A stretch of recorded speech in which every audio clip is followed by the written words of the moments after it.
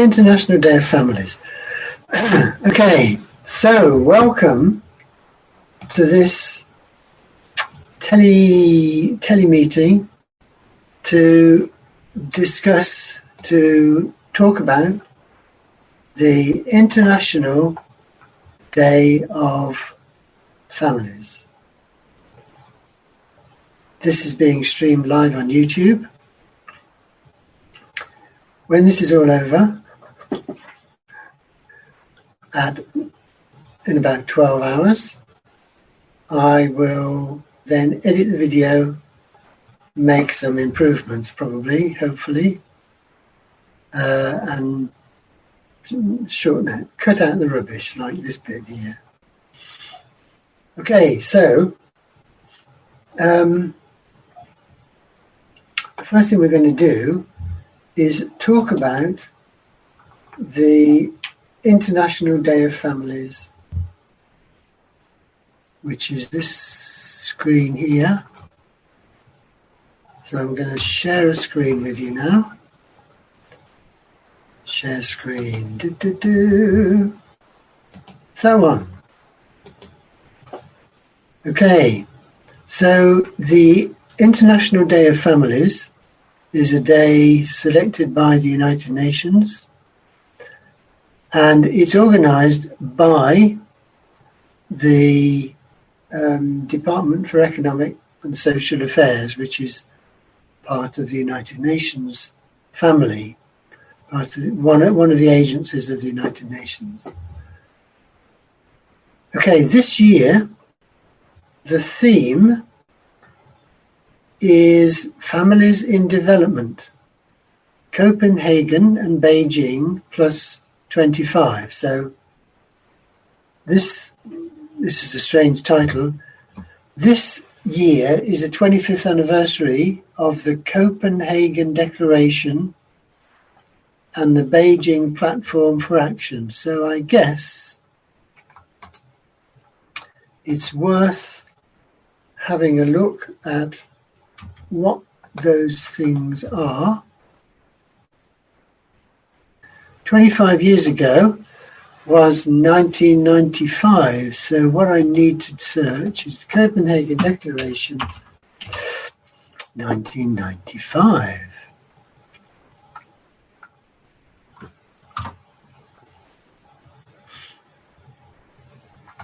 That'd be better. There was too many Copenhagen. Here we go. Here we go. So it is the United Nations under the auspices of the United Nations. For the first time in history, at the invitation of the United Nations, we gather as heads of state and government to recognize the significance of social development and human well-being for all, and human well-being for all, and to give to these goals the highest priority both now and into the 21st century. This sounds a lot better, doesn't it? We acknowledge that people of the world have shown in different ways an urgent need to address profound social problems. We acknowledge, we are convinced, we share, we blah, blah, blah. This is the preamble. We are witnessing in countries throughout the world the expansion of prosperity for some, unfortunately accompanied by an expansion of unspeakable poverty for others. This glaring contradiction is unacceptable and needs to be corrected through urgent actions. Globalization, statement number 14, globalization, which is a consequence of increased, I wonder if I can magnify this a little bit, so it's more legible. Globalization, which is a consequence of increased human mobility, enhanced communications, greatly increased trade and capital flows, and technological developments, opens new opportunity for sustained economic growth and development of the world economy, particularly in developing countries. Globalization also permits countries to share experiences and to learn from one another's achievements and difficulties, and promotes a cross-fertilization of ideals, cultural values, and aspirations. At the same time, The rapid processes of change and adjustment have been accompanied by intensified poverty, unemployment, and social disintegration. Threats to human well-being, such as environmental risks, have also been globalized. Furthermore, the global transformations of the world economy are profoundly changing the parameters of social development in all countries. The challenge is how to manage these processes and threats so as to enhance their benefits and mitigate their negative effects upon people.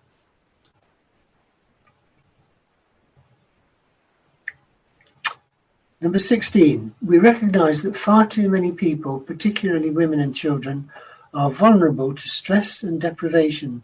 Poverty, unemployment, and social disintegration too often result in isolation, marginalization, and violence. The insecurity that many people, in particular vulnerable people, face about the future, their own and their children's, is intensifying. 16, Part B. More than 1 billion people in the world live in abject poverty, most of whom go hungry every day. A large proportion, the majority of whom are women, have very limited access to income, resources, education, healthcare, or nutrition, particularly in Africa and the least developed countries. I think the number is less than 1 billion now, and the population of the world has increased, but I wouldn't swear to that. Well, certainly the population has increased, but I wouldn't swear to the reduction.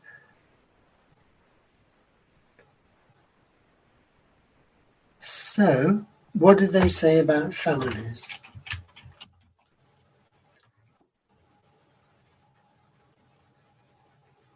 So, right back to the beginning again. Statement number 1. We acknowledge that our societies must respond more effectively to the material and spiritual needs of individuals, their families, and the communities in which they live. Well, okay. Well-being of families. Right. There has been progress in some areas of social and economic development. Part B, life expectancy, literacy and primary education and access to basic healthcare, including family planning, blah, blah, have increased in the majority of countries.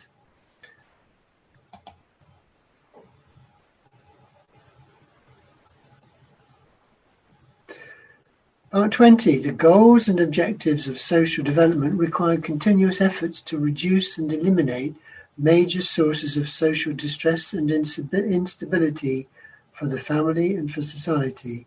We pledge, now we're getting to the meat of the matter, we pledge to place particular focus on and give attention to the fight against the worldwide conditions that pose I've lost the plot. That pose severe threats to the health, safety, peace, security, and well-being of our people. Among these conditions are chronic hunger, malnutrition, illicit drugs problems, organized crime, corruption, foreign occupation, armed conflict, illicit arms trafficking, terrorism, intolerance and incitement to racial, ethnic, religious, and other hatreds, xenophobia, and endemic, communicable, and chronic diseases. That covers a lot of stuff, including the current global pandemic of COVID-19. To this end, coordination and cooperation at the national level, and especially at the regional and international levels, should be further strengthened. Well, we know very well that, on the contrary, populism has reduced, and populist leaders, especially one Donald Trump, has reduced international cooperation. So, yeah, that didn't work out. Next reference to family. So, part 26. We will create a framework for action. 2, part H, recognize the family as the basic unit of society and acknowledge that it plays a key role in social development and as such should be strengthened with attention to the rights, capabilities and responsibilities of its members. In different cultural, political and social systems, various forms of family exist. It is entitled to receive comprehensive protection and support. Okay, so there are a number of different references. So this is the Copenhagen Declaration. I will put a reference to this in the final version of this video. Okay, so this is the 25th anniversary of the Copenhagen Declaration, which we've just looked at, and the Beijing Platform for Action, which we look at next. Beijing Declaration and Platform for Action, the fourth World Conference on Women, having met in Beijing from the 4th to the 15th of September 1995, adopts the Beijing Declaration and Platform for Action, which are annexed to the present resolution, recommends to the General Assembly of the UN and at its 50th session that it endorsed the Beijing Declaration. There are 98 references to family. Again, if I enlarge this, so we've got these numbered articles. Oh, this is the 15th Declaration. Equal rights,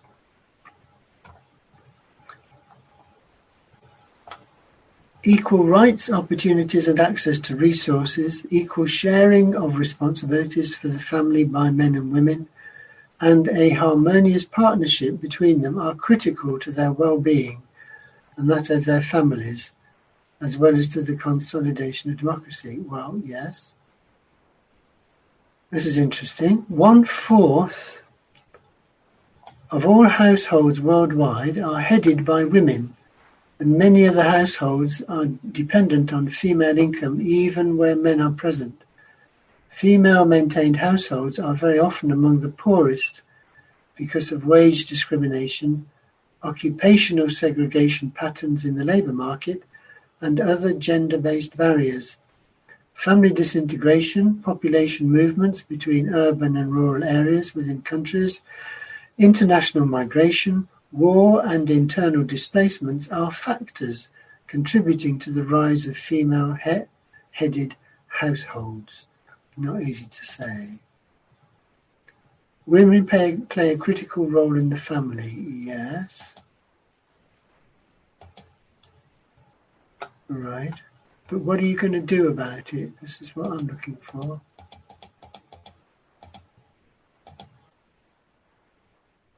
The platform for action, yeah. What is the platform for action going to do? The platform for action recognises that women face barriers to full equality and advancement because of such factors as their race, age, language, ethnicity, culture, religion or disability, because they are indigenous women or because of other status. Many women encounter specific obstacles related to blah, blah, blah, blah, blah, additional blah, blah, blah, blah, blah, blah. Right, so you're not saying what you're actually going to do, are you? Is there a contents page for this? Oh yes, here we go. Contents, action 2. Oh.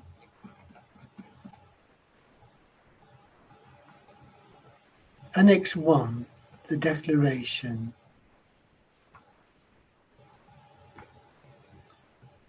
Annex 2, platform for action. Oh, okay. So I've been looking at the platform for action. Strategic objectives and actions. Okay, so what are the actions? Women in poverty, education and training of women, violence against women. Let's have a look at violence against women. Page 48. I'm sure you can go to a specific page if you're clever enough. 48.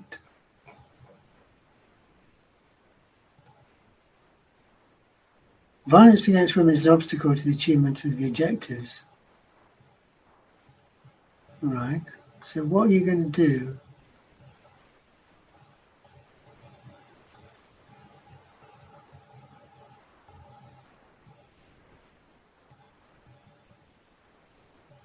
Platform for action, remember?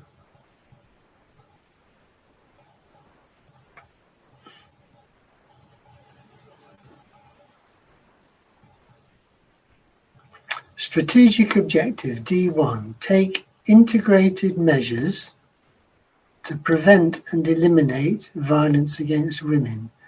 Actions to be taken by governments condemn violence and refrain from invoking any custom, tradition or religious consideration to avoid their obligations with respect to its elimination, set out in the Declaration of the Elimination of Violence Against Women. Governments should refrain from engaging in violence against women and exercise due diligence to prevent, investigate, and punish acts of violence. Governments should enact and or reinforce penal, civil, labour and administrative sanctions in domestic legislation to punish and redress the wrongs done to women. Adopt and or implement and review and analyse legislation to ensure its effectiveness in eliminating violence against women. Work actively to ratify and or implement international human rights norms. Implement the Convention on the Elimination of All Forms of Discrimination against Women. Promote an active and visible policy of mainstreaming. Provide women who are subjected to violence with access to the mechanisms of justice. Enact and enforce legislation. Formulate and implement plans. Adopt all appropriate measures. Create or strengthen mechanisms. Ensure, create, improve or develop. Adopt laws. Allocate resources. Reports. Include in reports submitted in accordance with the provisions of relevant United Nations Human Rights Instrument information pertaining to violence against women and measures taken to implement the Declaration on the Elimination of Violence Against Women. So that, I mean, the other things, if I can just say this, the other things that we've just talked about, you know, the allocate resources, adopt laws and all that malarkey,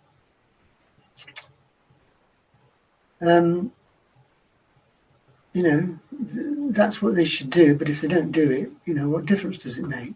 Whereas if they have to report on what they have done, people can see it becomes more transparent. So obviously that's a good thing. Just to go back to the beginning again, the theme of this year's International Day of Families is Families in Development, Copenhagen and Beijing, plus 25 years after those two conferences and resolutions and whatever. The United Nations Department of Social and Economic Affairs, which is DESA, DESA, through its Division for Inclusive Social Development, supports the worldwide observance of the International Day of Families and organises annual international observances at UN headquarters. Well, this year they can't do that, so they will be running an online webinar at 10:30 New York time, and that will be 3:30 here in the UK. So at that time, we will be sharing that webinar on this website within this teleconference and within the YouTube stream. This year's 25th anniversary of the Copenhagen Declaration and Beijing Platform for Action come at the time of one of the most challenging global health and social crises. The 2020 COVID-19 pandemic brings into sharp focus the importance of investing in social policies, protecting the most vulnerable individuals and families. It is the families who bear the brunt of the crisis, sheltering their members from harm, caring for out-of-school children, and at the same time continuing their work responsibilities. As the world struggles to respond to the COVID-19 crisis, there is a real opportunity to rethink and transform the way our economies and societies function to foster greater equality for all. In doing so, gender equality will not be achievable without greater equality in families, and that on this and so much else, the Beijing Platform for Action continues to provide a visionary roadmap of where we need to go. Well, I think I would, after that brief summary of the Beijing Platform, I think it did look a good platform for action, probably a lot more concrete than the Copenhagen Declaration. Just to go back to this start of this paragraph again. As the world struggles to respond to the COVID-19 crisis, there is a real opportunity to rethink and transform the way our economies and societies function to foster greater equality for all. Now, I think that's an important point to make, but I don't think you can just say that without some justification. And so I guess from the point of view of what I will be trying to achieve, exploring that theme, that idea, how do we make sure that the COVID-19 crisis opens opportunities to rethink and transform the way our economies and societies function to foster greater equality for all? That sounds like a huge task.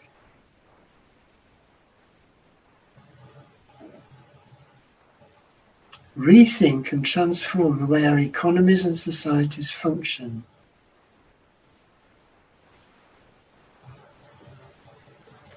How long is it going to take to transform the way our economies and societies function? I mean, my immediate response is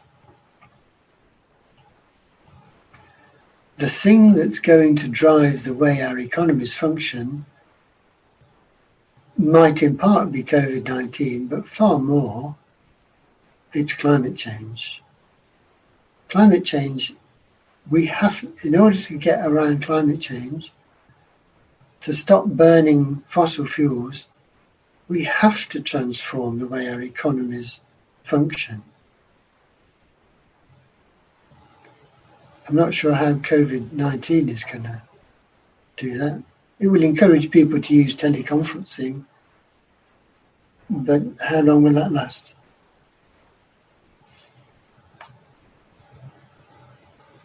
Let me read this statement again. I should try and put this on the screen, shouldn't I? So as the world struggles to respond to the COVID-19 crisis, there is a real opportunity to rethink and transform the way our economies and societies function to foster greater equality for all. Well, as I've said, I think that climate change is going to have a far bigger effect on the way our economies function than COVID-19. I just don't see the link there. However, the way that societies function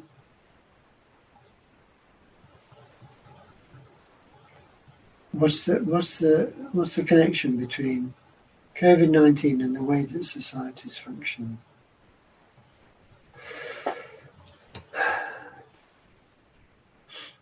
I don't know. I don't know.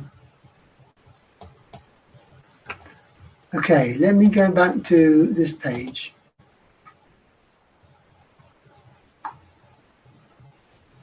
So they've got links here to Copenhagen. There's a background note here which might be useful. But perhaps more interest is the Beijing Declaration. Let me just go through this. The year 2020 marks the 25th anniversary of the Beijing Declaration, the Platform for Action. A quarter of a century later, the Beijing Platform for Action, with its 12 critical areas of concern, remains the most comprehensive and transformative global agenda for the achievement of gender equality. Today's bold vision for transforming the lives of women and girls in families, communities and economies holds renewed relevance.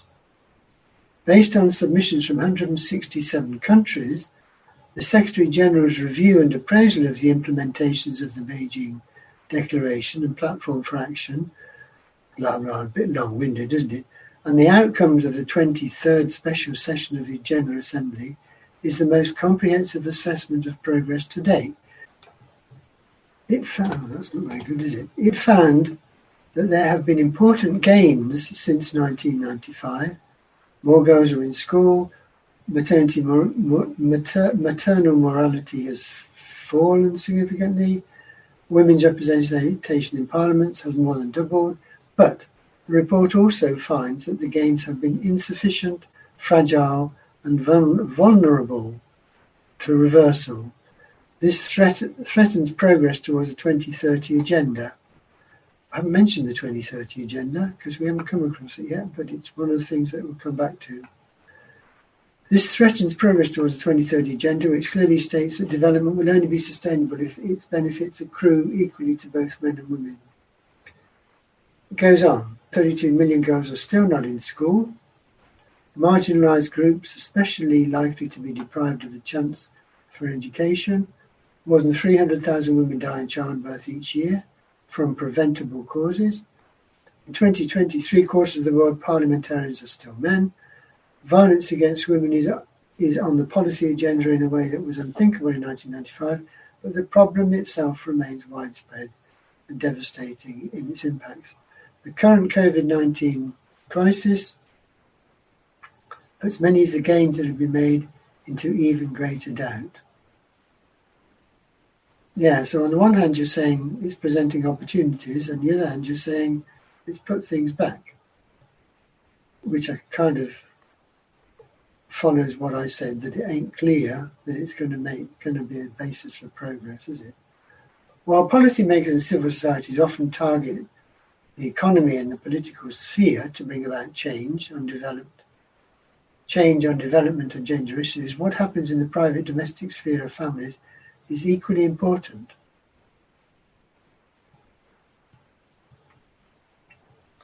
That means equally important in making changes on development and gender equality. By focusing on families,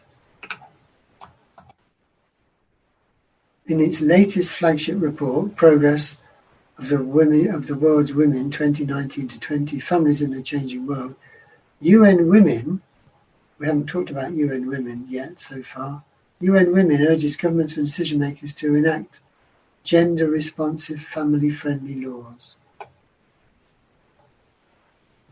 Okay, I think what we need to do now is look at these other elements in the story, as well as DESA, the Department of Economic and Social Affairs. UN Women are also involved in organising the International Day of Families. And UN Women is the global champion for gender equality, working to develop and uphold standards. So, it's the UN entity dedicated to gender equality. Supports member states as they set global standards. Again, there's this concentration on women. And the other group that's involved in organising International Families Day is the IFFD, the International Federation for Family Development. It's a non-governmental, independent and non-profit federation whose primary mission is to support families through training. That's an interesting idea. I mean, that is a very interesting idea, isn't it? When you get married, you never receive any training. At least, I don't think you do. You certainly are not obliged to. When you have children, you are offered training. Women are offered childcare training, and men also nowadays, certainly in the UK, and I suspect in other countries as well. But training for marriage, I don't think that happens, does it? It says IFFD programs are based on a participative methodology, the objective of which is to help parents to improve their relationships with their spouses and develop their child-rearing skills in order to confront the daily challenges faced by families with confidence, flexibility and good humour.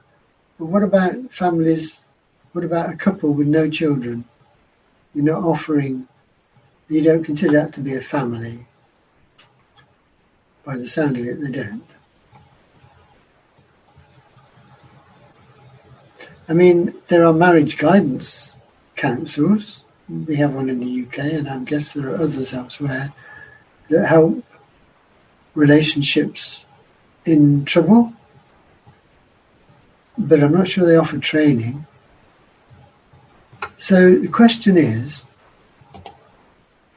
should people be offered some training before they get married?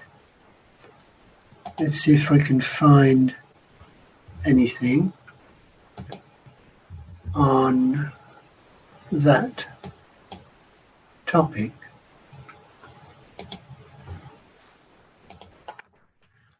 Marriage training. I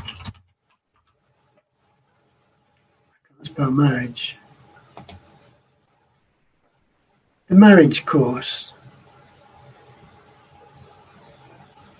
So there is a course here, advertised within the UK. I'm based in the UK, so that's why it's showing UK results. What is marriage course? The aim of a marriage preparation course is to give couples opportunity to take time out of the hectic planning of the wedding day and focus on how things are between them, to affirm what is going well and to name the areas of the relationship that might need some attention. Catholic marriage courses. Oh, that's what we're talking about here. In fact, that's in Ireland. Accord.ie. Try the marriage course. The marriage course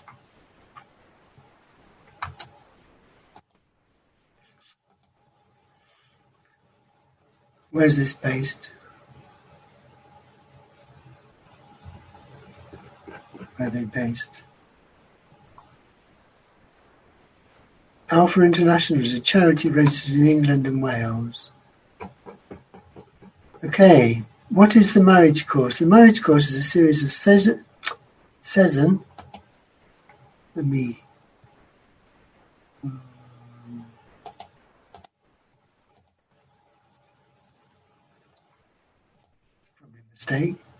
The marriage course is a series of 7 sessions designed to help couples invest in their relationship and build a strong marriage. The authors of the marriage book developed the marriage course for couples looking for practical support to strengthen their relationship. The course is designed to help couples build strong foundations, learn to communicate more effectively, and resolve differences well. Courses are run at various locations, including churches, homes and cafes all around the globe. It's going to keep you busy then, isn't it? So these things are available.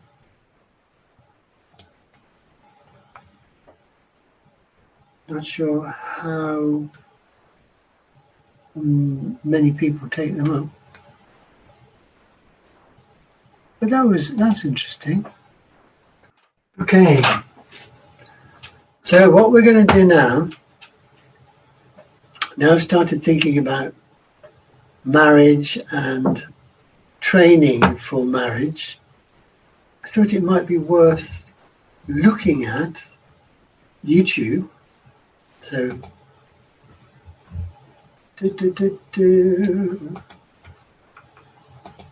at YouTube videos, seeing what's on. This is a search that's just from the word marriage. So I've got stuff about married couples married for 65 years. Oh no, married for 0 to 65 years.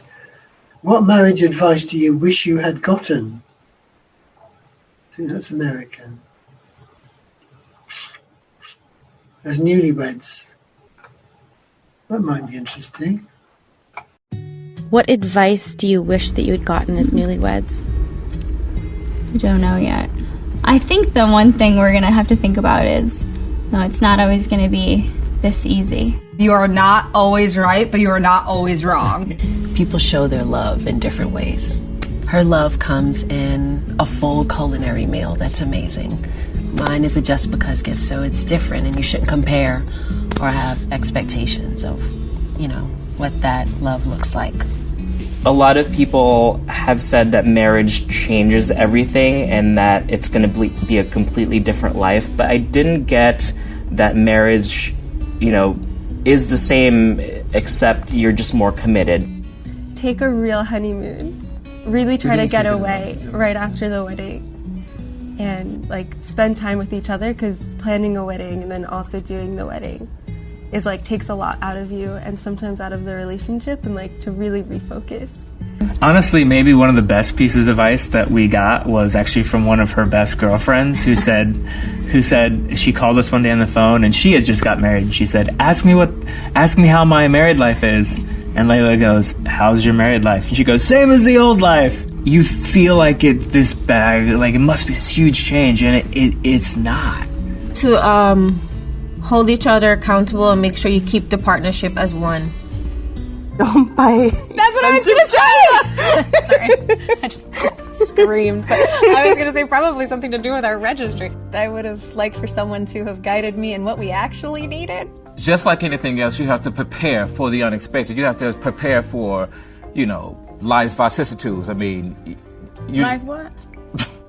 You know what I mean. You have to plan for unexpectancies. The winter is going to come, so prepare for it. It's not going to be Marvin Gaye and lingerie all the time. Yeah. Compromise is the biggest advice I wish I would receive. Meeting someone in the middle of, look, I know this is something I don't want to do, but if this will make you happier, let's find a happy medium. And I think if someone had told me to just check selfishness at the door, it would have been really helpful at the very beginning. What made me more scared about getting married was that we're gonna be locked to each other, we're gonna be we cannot do anything but with each other. And I learned that we have our own freedom. That's not true. That's why I was scared, but now I know it's if I respect her and I love her, I'll give her the space to do anything she wants, because she's a different person. She's not the same as me.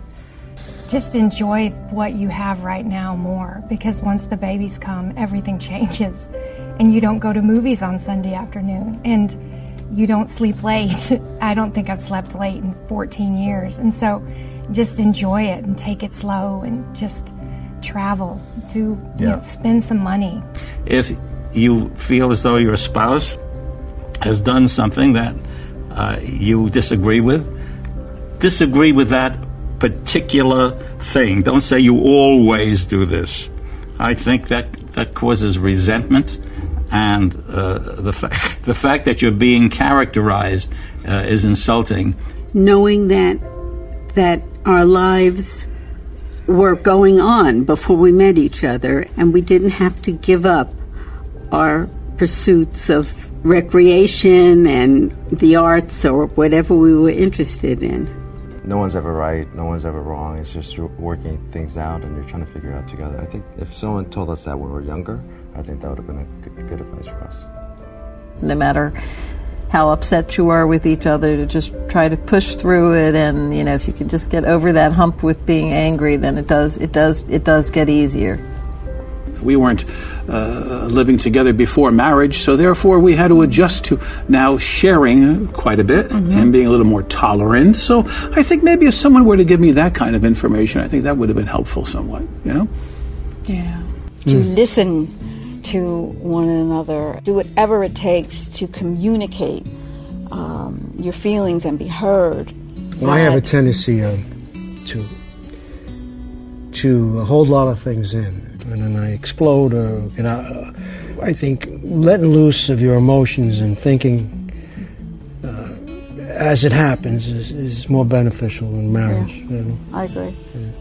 I would say, don't worry, it's going to be better down the road. And it was. I think I wish I had gotten the advice that would have told us a little bit how the relationship changes over the decades. If you're going to survive and you're going to live together, you have to make progressive adjustments as the years go by. At the time, the idea was that the man went to work and the wife stayed at home and took care of the kids. And so that I had a lot less participation with the children than most husbands have now, and then that I would have liked to have had. And so I do regret that.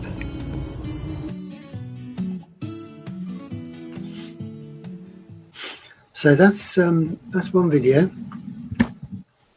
Let's try another one.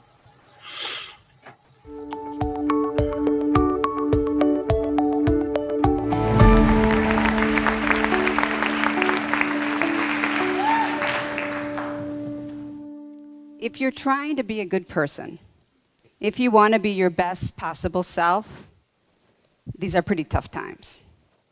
So, what if we could inspire each other, especially the people we partner with, to become more thoughtful, more loving versions of ourselves? My friends Ruby and Jeff inspired me. They always had. They were charming, completely down to earth, good, nice people, and totally devoted to each other. But one day, many years ago, something happened.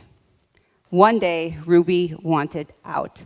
I had never seen her so furious. And according to her, it was all Jeff's fault. Everything was all Jeff's fault. I deserve more, she said. So much more.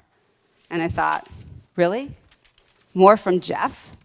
Jeff was the guy that came home after working a hard day's work and made elaborate meals for their family just because. So what had got into Ruby? And what did Oprah have to do with it? Oh, we're going there. But not just yet. As a couples counselor, I hear a lot of people talk a whole lot about how the problems in their relationship are absolutely not their fault. When their partner's upset with them, they say things like, she's too sensitive, or he doesn't know what he's talking about. When I hear things like this, I sit and I listen and I empathize with their pain and frustration. But I know that playing the blame game never gets anyone what they really want and need. When our relationship's in trouble, we're hurt and we're angry, we feel wounded and misunderstood, so we can't always see our own role in all that unhappiness. We give ourselves a free pass, and then we magnify our partner's every misstep. We store up all that hurt and pain in what I call a black bag of resentment. That resentment is a relationship killer.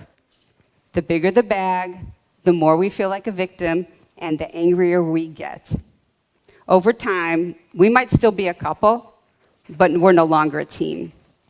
We become opponents in a war that has no winner. To stop being a victim, We have to let go of that heavy black bag, release our pain, and send it out into the universe. Take responsibility for our mistakes and apologize for the unhappiness that we have caused. That's not easy. Letting go involves changing the story that we tell ourselves and admitting to being part of the problem and the solution. So how do we do that? So many relationship problems actually have very little to do with the relationship itself. Research tells us that the less stress we have, the happier our relationship. The problem is we mix that up all the time. Instead of seeing that our own unhappiness puts stress on our relationship, we blame our relationship for our unhappiness. We get mad. Then we try to get even. Then we wonder why things go badly. These 3 steps can help. Step number 1, anything but anger. Step number 2, raising the bar. And step number 3, I would love it if statements.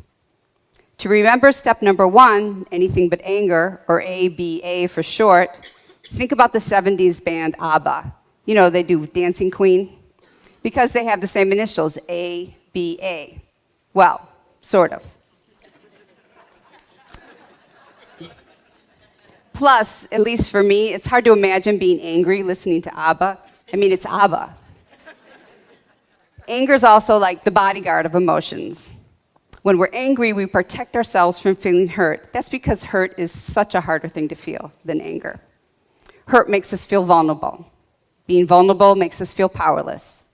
And nobody wants to feel powerless. So we use anger to push away our hurt and our sadness and our vulnerability, and in the process, we end up pushing away the people that we love the most. Anger is also the kerosene of relationship problems. Pour anger onto any issue that you're having and watch it ignite. This may be why we can have the same argument over and over and over again in what you might call argument déjà vu. The anger builds and feeds on itself until there's permanent damage or it explodes. So, when you find yourself feeling angry, sit down, take a deep breath, and ask yourself, what am I really feeling underneath all this anger? Expressing just about anything other than frustration or anger can bring you closer. The next time your partner disappoints, and they will, instead of going on the attack, imagine saying, I feel sad, or I feel hurt, or I feel disappointed. Anything, just about anything other than anger, can help you open up, let your partner in, and start a conversation instead of an argument. The second step is raising the bar, which is when you challenge yourself to be better. Whether your partner is behaving well or they're behaving badly, whether they're meeting your needs or they're not meeting your needs, you take the high road. Suppose your partner's stressed out, or they're in a mood, or they're being irrational. Hard to imagine, I know. You can go down that rabbit hole with them, or you can make a different choice. When your partner's spinning out of control, and that's most of us from time to time, you don't have to catch their crazy ball. As the saying goes, the hallmark of a good relationship is when only one person goes crazy at a time. Instead of catching the crazy, raise the bar and challenge yourself to be helpful, patient, caring, and kind. These are all factors that research indicates make relationships happier. Instead of yelling, oh my God, what is wrong with you? Stop, take a breath. Imagine saying, I'm so sorry you're upset. What's bothering you is important to me. How can I help? There is nothing to fight about if you're being helpful. You won't get caught in the downward spiral if you're consciously raising the bar. The third and final step is using I would love it if statements. I would love it if you would offer to help me with the groceries. I would love it if you would tell me when I look nice. I would love it if we picked a night to be alone together. Doesn't that sound better than, you never make time for me? But a word of caution. Only use I would love it in a way that's positive and future focused. So don't say negative things like, I would love it if you would stop being such a jerk. That's not positive. That's criticism. And don't say things that focus on the past, like, I would love it if you had cleaned the kitchen yesterday. Again, that's just criticism. Focus on moving forward and being positive. This is how you set your partner and yourself and your relationship up for success. This is how you get your needs met. Think of it like this. Your relationship is like a garden. A garden needs water and fertilizer and sunshine to grow. And a relationship needs connection and communication and playfulness to blossom. When we nourish our relationship, we become a team, and we build the trust and goodwill that we'll need to get us through the difficult times. But remember, these are self-improvement steps, not weapons. So don't, for example, criticize your partner because they forgot to raise the bar. Lastly, these skills aren't for every situation, and they're not for every couple. Frankly, not every relationship should survive. Some are just way too unhealthy. Anything but anger, raising the bar, and I would love it if statements. These 3 steps can make you happier and can help you create the relationship that you want and need. When we take responsibility and we value one another, our new attitude can actually inspire our new partner to want to do the same thing. Which brings me back to my friends, Ruby and Jeff. I finally found out what happened to Ruby. So much of her anger wasn't even about Jeff. She just wasn't herself. She'd become stressed and fearful about other personal, family, and completely non-related issues. And then, one day, she was watching Oprah. That bad guy there. Oprah was featuring an episode that had an entire panel of perfect, impossibly romantic men. And Jeff, he was a regular, normal guy. He wasn't a romance superstar. In truth, neither was Ruby. Nevertheless, she lost it. She wanted Jeff to be just like those men on Oprah. And then she demanded that Jeff become just like those men on Oprah. And the more she demanded, guess what he did? The more he resisted. And the angrier they both became. She was pushing Jeff away just when she needed him most. Things looked really bad for them. But guess which 3 relationship tools she decided to try? First, she focused on anything but anger. Instead of taking her stress out on Jeff and her pain and her fears out on him, she shared what was going on with her. She shared what was underneath her anger. That made him feel closer to her, and he wanted to be there for her. Second, she raised the bar by showing him how much she loved and needed him, which inspired him to want to become more romantic. And because she did such a great job with step 1 and step 2, she almost really didn't even need to use any I would love it if statements because her love drew him to her. We all know relationships that should end. We all have friends who've divorced. But Ruby and Jeff, that crisis long past. They're going on 30 happy years together and inspiring the rest of us to do the same. I hope you'll follow their lead and inspire your partner and yourself to have a stronger, more loving relationship. And I hope you'll share with others your secrets to a happier relationship with tips like these. Thank you.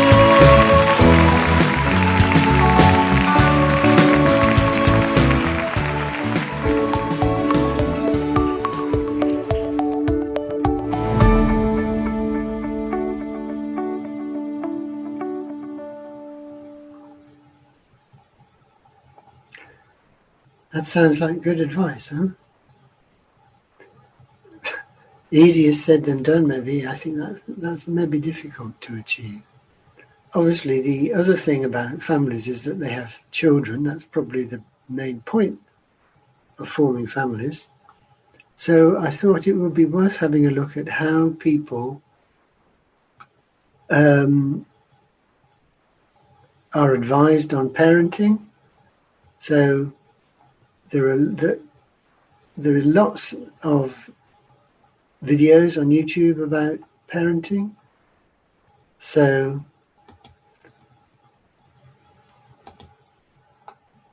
I'm going to share one with you now for the next quarter of an hour or so until the webinar starts on International Families Day. Okay.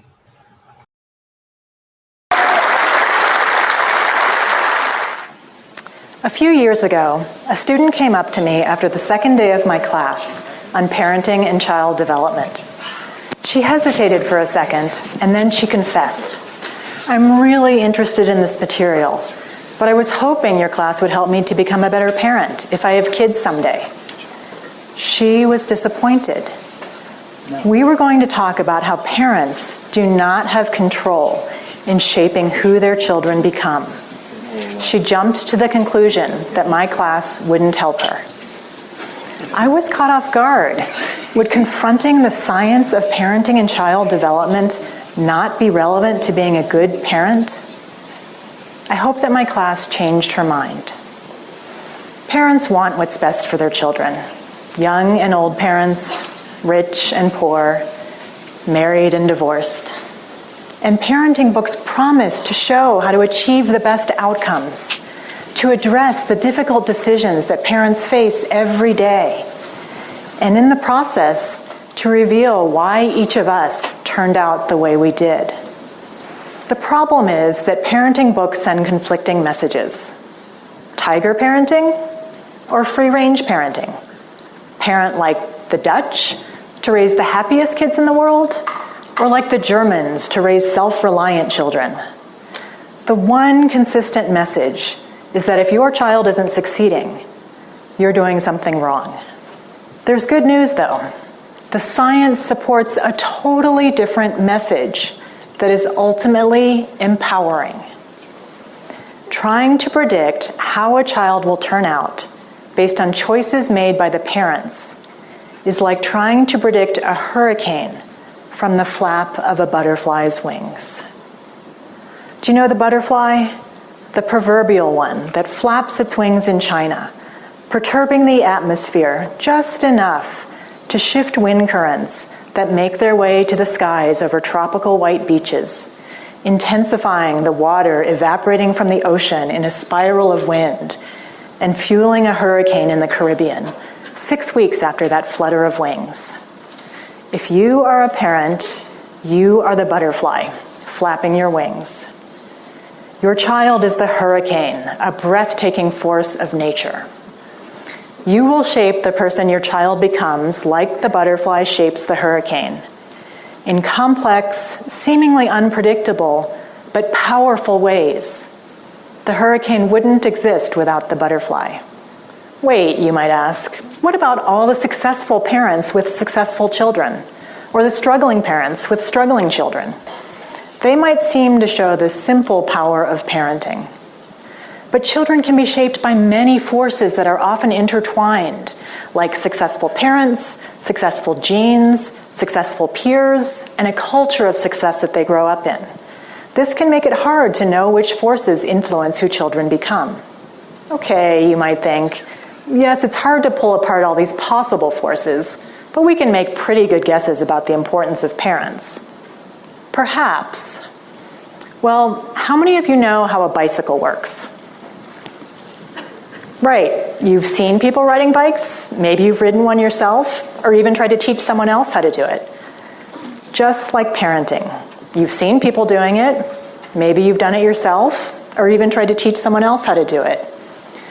We can feel confident about what we know. When we say we know how a bicycle works, we think we have something in our heads like this. something that relates the pedals to the chain and to the wheels. But when you ask people to explain how a bicycle works, they produce drawings like this, and like this. People have no idea how bicycles work, or zippers, or rainbows, or even topics they argue passionately about. When you push people to explain how these things work, they usually can't. Just caring about something like parenting, or feeling confident about it, doesn't guarantee that we understand it. And everyone can't possibly be right about how parenting works, given how wildly beliefs have varied. Some societies, like the Javanese in Indonesia, viewed biological parents as too lenient, so children were better off with foster parents. Mothers in a hunter-gatherer society regretted when their children cut themselves while playing with knives, but they thought the cuts were worth the freedom to explore. Even within one society like ours, parenting wasn't a common term until the 1970s. Before then, parents weren't viewed as active shapers of children's futures. Years from now, people may look back on today's views and feel just as amazed as we feel when hearing about other times and places. The science could help parents and potential parents like my student to understand how they actually shape who their children become. Millions of children have been studied to disentangle all those shaping forces that are usually intertwined. These studies follow identical twins and fraternal twins and plain old siblings, growing up together or adopted and raised apart.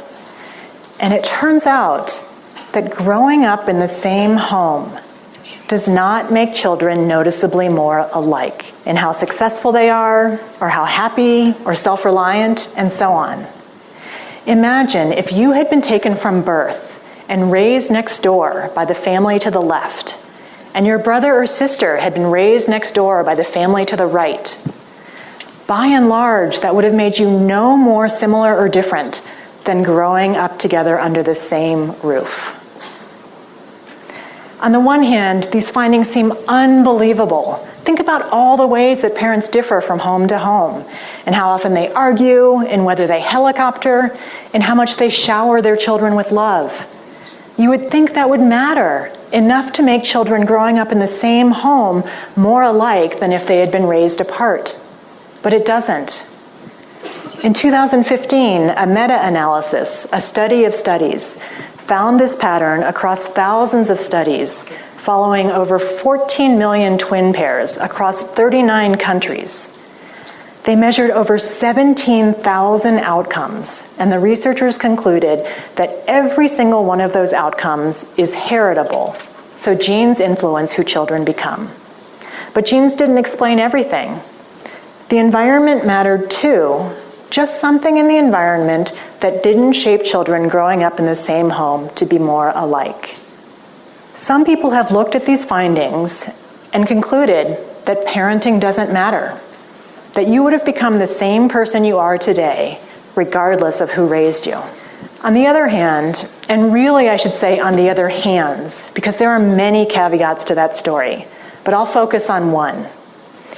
On the other hand, these findings are not all that shocking if you think about how the same parent could shape different children in different ways. One child might find it helpful when her mother provides structure. Her sister might find it stifling. One child might think his parents are caring when they ask questions about his friends. His brother might think they're being nosy. One child might view a divorce as a tragedy, while his sister sees it as a relief.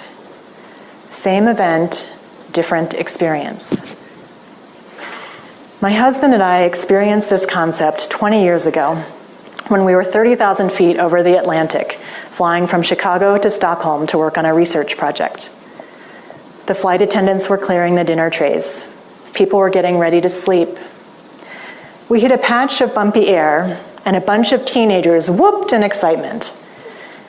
Then all of a sudden, the plane was plummeting. Children and food carts hit the ceiling. The plane seemed to stabilize, but then plummeted again. The ceiling panels flew up into their compartments from the force, revealing wiring inside. Debris came crumbling down on us. People were screaming and sobbing. The plane plummeted again. After an eternity, the pilot came on and announced, "We don't know what that was. We don't know what's coming. Stay in your seats." My husband came away from that experience feeling like planes are incredibly safe. The airline sent a letter informing us that we hadn't simply been falling across those thousands of feet of clear air turbulence. The plane had been subjected to forces greater than 2G. We learned that planes can withstand forces many times larger. So my husband feels safe flying. He seems genuinely baffled by how anyone could feel otherwise. I get that concept, but only in the abstract. I've never been able to fly the same way since. Same event, different experience. Just because an event doesn't shape people in the same way, that doesn't mean it had no effect. Your parenting could be shaping your children, just not in ways that lead them to become more alike. Your parenting could be leading your first child to become more serious, your second child to become more relaxed, your first child to want to be like you, your second child to want to be nothing like you. You are flapping your butterfly wings to your hurricane children. This isn't how we typically think about parenting. It doesn't make for simple advice. How could parenting books tell people how to raise successful, happy, self-reliant children if the same parenting can lead to different outcomes for children in the same home? At this point, you might be thinking, like students in my class sometimes say, okay, we get it. Development is complicated. And maybe it's not worth studying because it's too complicated. But meaning can be made from chaos. Scientists now understand how babies go from these apparent lumps to become walking, talking, thinking, social, independent beings. They understand this process well enough to intervene, to test newborns, for example, and treat them for a genetic condition that used to lead to mental retardation. Scientists are developing ever more sophisticated understanding of how parents could shape their children's futures. Science can tell us a lot, but it will never tell us everything. So what can we do with this? First, know that parents matter. That might seem obvious, but smart people are arguing otherwise, and what seems obvious is not always true, as we've seen. Second, know that how parents matter is complex and difficult to predict. For anyone who has ever been a parent, stop blaming yourself as if you are in control of your child's path. You have influence, but you don't have control. For anyone who has ever been a child, stop blaming your parents. At least for the idea that you are defined by them. Stop blaming other parents. A recent survey of thousands of parents revealed that 90% of mothers and 85% of fathers feel judged. Close to half feel judged all the time or nearly all the time by people they know and by complete strangers. These judgments probably don't reflect what's best for the kids. How could they, given how profoundly parenting has varied around the world and across time, and given how the same parents can shape children under the same roof in such different ways? Even when parents try their best, they can't satisfy everybody. There's only so much time. This is especially true for dragon parents. The author Emily Rapp came up with this term after her baby was diagnosed with Tay-Sachs disease. She knew then that Ronan would never walk or talk. He would likely die before turning 4. I did not know that this could also be the fate of my firstborn son. He was born with a condition that prevents the intestine from absorbing nutrients or water for the body. It affects 1 in 5 million babies. 1 in 5 million. It is so rare that one doctor felt confident telling us that we would be screwed if that's what our baby had. He was the one who had to break the news to us later. Dragon parents have a lot to say about parenting, even though they know their children will die young, or in my case, even if we have no idea whether our babies will live. Emily Rapp wrote, "We will not launch our children into a bright and promising future, but see them into early graves. This requires a new ferocity, a new way of thinking, a new animal. We are dragon parents, fierce and loyal and loving as hell. Our experiences have taught us how to parent for the here and now, for the sake of parenting, for the humanity implicit in the act itself. Parenting, I've come to understand, is about loving my child today, now. In fact, for any parent, anywhere, that's all there is." I had thought that my expertise in child development would help prepare me for becoming a parent. Instead, becoming a parent helped me to see the science in a whole new light. So, third, appreciate how powerful the moments can be because of what they mean for you and your child right now, not because of what they mean for your child long term, which you do not know. The activist Andrew Solomon noted, "Though many of us take pride in how different we are from our parents, we are endlessly sad at how different our children are from us." Maybe we could be less sad if we were more realistic, if we let go of the notion that our children's futures are in our control, if we can embrace the complexity of our children's development that can transform how we approach those parenting decisions we face each day, and empower us to realize how much more there is to having a child than trying to shape a specific outcome.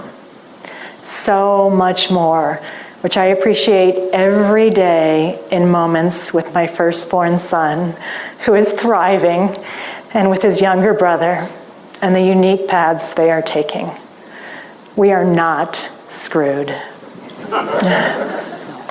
The science of parents and children, butterflies and their hurricanes, can free people to focus on what is most important and meaningful in our lives.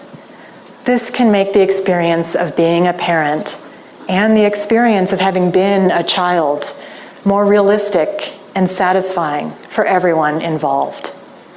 And that, I think, is very relevant to being a good parent.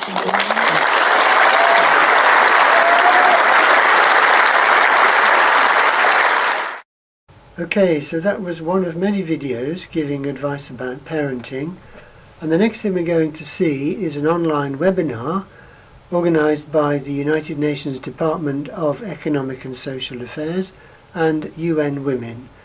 And it was streamed via Facebook with the theme of Families in Development, Copenhagen and Beijing 25 years on.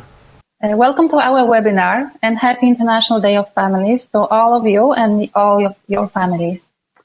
This meeting is organized by the Division for Inclusive Social Development in the Department of Economic and Social Affairs at the United Nations. The event is organized in cooperation with UN Women and UNICEF, and as well as civil society represented here by International Federation for Family Development and ATD Fourth World. Our speakers for today will be joining us from New York, Mexico City, Florence, Brussels, and Paris. This virtual meeting gives us an opportunity to welcome people from all over the world in real time, and we had a lot of interest in this event. Dear friends, today's speakers will talk about the importance of Copenhagen and Beijing for social justice and equality and for families around the world. We will also share recent research on family-oriented policies with distinguished experts we have cooperated with over the years. We will also discuss the topic that concerns us all now. How are families coping with the pandemic? Let me open the floor to our speakers for today. First, we will hear from Ms. Daniela Bass, who is the director of the Division for Inclusive Social Development and will deliver her opening remarks. Dear delegates, United Nations entities and civil society representatives, academics, families, ladies and gentlemen, it is with pleasure that I'm sharing with you today some thoughts on how we can celebrate this year, the 15th of May, that is the International Day of the Family. I am Daniela Bass, the Director of the Division for Inclusive Social Development of the United Nations Department of Economic and Social Development here in New York, and my division hosts the United Nations focal point of a family globally. I also wish to thank my colleagues for having organized this very important celebration today through this webinar. And today we acknowledge all families, particularly those that are struggling with the effects of COVID-19 pandemic. The abilities to cope with the health, economic, and social consequences of this pandemic are unequally distributed among people and countries. Families without savings or access to social protection are more likely to fall into poverty or sink into deeper poverty and face growing inequalities due to the health shock or as a result of the economic downfall. Poverty and inequalities are especially visible now when middle-class families, especially high-income professionals, are able to work from home, while the lower-income family breadwinners employed in service sectors face unemployment and hardship. Ladies and gentlemen, as you may recall, the year 2020 is a big anniversary for the international community as we celebrate 75 years since the United Nations was created. The year 2020, though, is also the 25th anniversary for two major international agreements. And here I'm talking about the World Conference on Women that took place in 1995 and the World Social Summit, or as it was called, the World Summit for Social Development. We call it the Social Summit, World Social Summit. And it also celebrates 25 years. And it is also known as the Copenhagen Summit. It took place, as I said, also in 1995 in Copenhagen, Denmark. To reflect the importance of the Declaration of Copenhagen, the World Summit on Social Development, let us think of the pledge of governments at that World Summit for Social Development 25 years ago to place particular focus on and give priority attention to the fight against the worldwide conditions that pose severe threats to the health, safety, peace, security, and well-being of all our people. The message of Copenhagen still rings true after a quarter century of development with another quote: "The goals and objectives of social development require continuous efforts to reduce and eliminate major sources of social distress and instability for the family and for society." These words might as well be spoken today. We must ask ourselves, if such conditions had been fully created, wouldn't we be better prepared for the current pandemic? Although the World Summit for Social Development took key steps to prevent and reduce the gap of inequalities, sadly, inequality is on the rise with the current crisis, while it's deepening it even further. Now,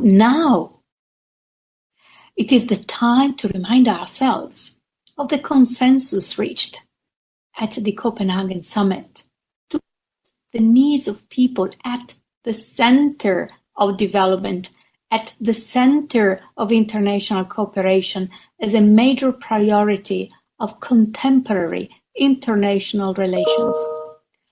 It is worth to note that from a family perspective, the importance of the World Summit for Social Development, or as I said, the World Social Summit, is that it pioneered the concept of work-family balance that can be especially noted in the areas of equal partnership between men and women when it comes to also community life, as well as work-family balance and social integration and inclusion, supporting, educating, and nurturing roles as indispensable for social cohesion. The role of families in social cohesion is tested in the current crisis, as the families once again become the primary hub of international relations, necessitating greater international and intergenerational solidarity. So, dear friends, today we are sharing recent research on family policies with you for the achievement of the 2030 Agenda and its 17 Sustainable Development Goals, as we call them SDGs, which, like the World Summit and the Charter of the United Nations, are people-centered. In the division that I lead, the Division for Inclusive Social Development in DESA, we have prepared a report and sponsored the report that we're launching today about the family-related policies and priorities in the implementation of the 2030 Agenda for Sustainable Development, as reported in the voluntary national reviews of 2016, 17, 18, and 2019. And we tried to answer the question on what family-oriented policies governments took on board to accelerate the implementation of the 2030 Agenda. So let me highlight two of our conclusions in the report. One, the importance of integrate family policies in the overall development planning at national levels. And two, policies have to effectively respond to the numerous challenges faced by families in a rapidly changing world, now facing an unprecedented global health and social crisis that impacts all dimensions of our lives. Our speakers today will show you the full picture of the importance of family policies for the achievement of the SDGs. And thank you for your support in raising awareness about the role of families and family-oriented policies for development in your countries and communities. I wish to conclude by sharing with you my personal considerations. This crisis, though challenging, gives us the opportunity to advance existing norms and to think of innovative family policies oriented to development for it to be sustainable. And this new mindset can transform our world, making the COVID-19 pandemic a watershed moment in history, after which the world collectively embarks in building more equitable societies and aligns its policies with the aspirations of the Sustainable Development Goals. With this, I wish you happy International Day of the Family. To all families, of course, and all of you who are attending the webinar. Bye-bye. Thank you. Thank you very much, Daniela, for your professional and personal insights. I would like now to invite our speaker, Ms. Laura Take. She is the Policy Advisor, Progress of the World's Women, Research and Data Team at the UN. At Women. Laura, you have the floor. Thank you very much. I hope you can hear me well. Yes. Thank you for that kind introduction, Renata. It's a real pleasure to be here today with you all. Thanks very much to Renata and her colleagues at UN DESA for organising such an interesting panel. As Renata said, my name is Laura Turkey, and I work in the research and data team at UN Women, where I lead UN Women's flagship report, Progress of the World's Women. And today I'm going to focus on the findings of our most recent report on families in a changing world. In this presentation, I will talk about why families are such an important institution for women and for gender equality, but also the ways in which families can be a difficult or contradictory space for women and girls. I will talk about why ensuring that families are places of equality and justice is vital, not only for women, but as a basis to achieve broader development goals. And I will highlight some of the policies that can address gender equality in families and why they're even more important in the current context of the COVID pandemic. And next slide, please. So why did we choose to focus our flagship report on families? Well, policymakers and civil society often target the economy and the political sphere to bring about change on development and gender equality. But what happens in the private domestic sphere of families is equally important. As I already mentioned, families have often been a contradictory space for women and girls. At times, they provide love, support, and a sense of identity. But there are also places that are marked by inequality that can hinder women's choices and opportunities. And so it's through family relations that people share vital resources for their well-being, like housing and income, care for children and those who are sick and elderly. But families can also be a source of violence and insecurity for women. So consider this, every single day, 137 women across the world are killed by a member of their own family.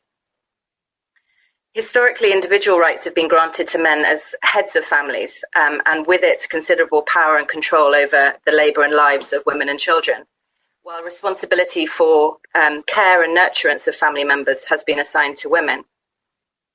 And I think we see the result of that division in the fact that women have often lacked economic security and independence in their family lives. Feminist economists have highlighted the ways in which families are sites of cooperative conflict, places where women often need to bargain for their rights. And policies and laws can help them to do that, as I will explore in a moment.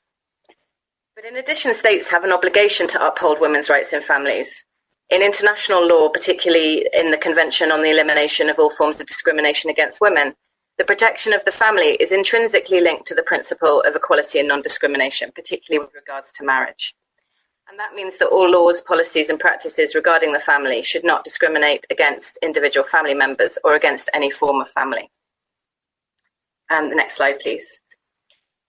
So if that's not enough, we can also see that equality in the family is essential for the achievement of the Sustainable Development Goals. And I think this is something that some of the other speakers will touch on.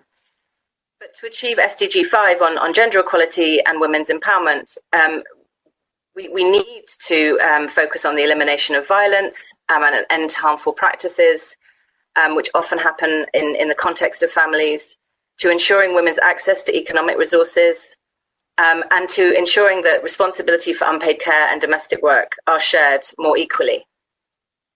But aside from SDG 5, several of the other SDGs also depend on gender equality in the family. So if we think about SDG 3 on health, achieving that goal will require women to have access to reproductive health care and family planning. On SDG 4, to achieve our targets on education, it will be imperative that girls are able to delay marriage and complete their schooling. And on SDG 8, on decent work, we know that decent work will only be achieved for women and men if workplaces have family-friendly policies and governments put in place policies and programs to promote work-family reconciliation. And as Daniela mentioned, another important framework that we're celebrating this year is the Beijing Platform for Action. This remains the most comprehensive and transformative global agenda for the achievement of gender equality. And this year, as Daniela mentioned, we're marking the 25th anniversary of the Beijing Declaration and Platform for Action. My team led a review on the implementation of this framework, which was based on submissions from 167 countries around the world. Important gain for gender equality since 1995. More girls are in school than ever before. Maternal mortality has fallen significantly, and women's representation in parliaments has more than doubled since 1995. But at the same time, 32 million girls are still not in school, with marginalised groups particularly likely to be deprived of a chance of education. Every year, 300,000 women still die in childbirth from entirely preventable causes. And in 2020, it's still the case that 3/4 of the world's parliamentarians are men. Today, violence against women is on the policy agenda in a way that was completely unthinkable in 1995, but the problem itself remains widespread and devastating in its impacts. And all of these issues are intimately linked to families. Whether girls can go to school, whether women can enjoy a healthy life free from violence and participate in politics at all levels is often enabled or constrained by relationships. Next slide, please. So now that we're all convinced that women's rights and families matter very much to women, but also to broader sustainable development goals and to building stronger and fairer societies, how do we get there? The Progress Report outlines a comprehensive family-friendly policy agenda that can advance gender equality based on 8 recommendations. And I'm going to talk about some of those recommendations in a minute. But before I do, I want to emphasize the importance of acknowledging family diversity. The report shows that in order to implement the policy agenda it outlines, it not only needs to be tailored to diverse national and local contexts, but also needs to be responsive to the realities of how families live today. So one of the innovative contributions of this report was to analyse, in partnership with UNDESA, a brand new data set on household composition, which shows for the very first time, using data, that family forms today are diverse. So if you look at this slide, which provides the global averages, it's striking that only slightly less than 4 in 10 households, 38%, are comprised of a couple living with children. The second most widespread household type, at around a quarter, is the extended family household, which includes at least one adult and other relatives and may include children. And these households are particularly common in sub-Saharan Africa and Central and Southern Asia. Lone parent households make up a significant proportion of households at around 8%, so almost 1 in 10.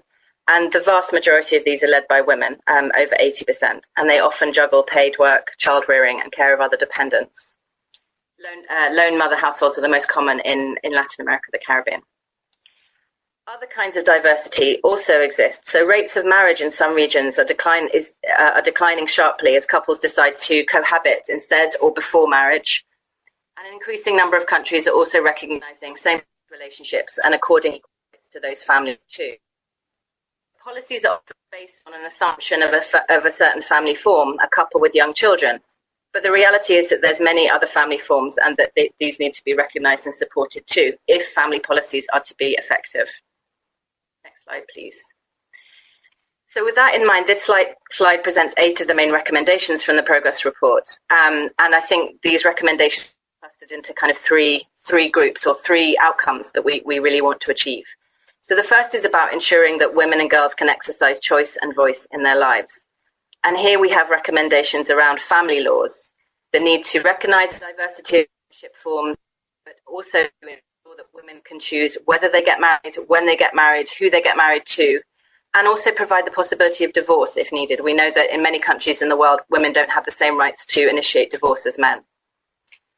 Family laws are an area of law which have huge impacts on violence against women. If you're in a violent relationship and you can't exit it easily, this has a huge impact on your well-being. Also on resources, laws and policies around child custody and maintenance have a huge impact on women's economic independence. The second sort of cluster of recommendations around this choice and voice outcome is about investments. Laura?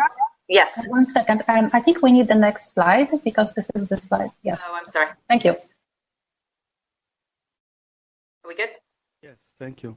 Sorry, thank you.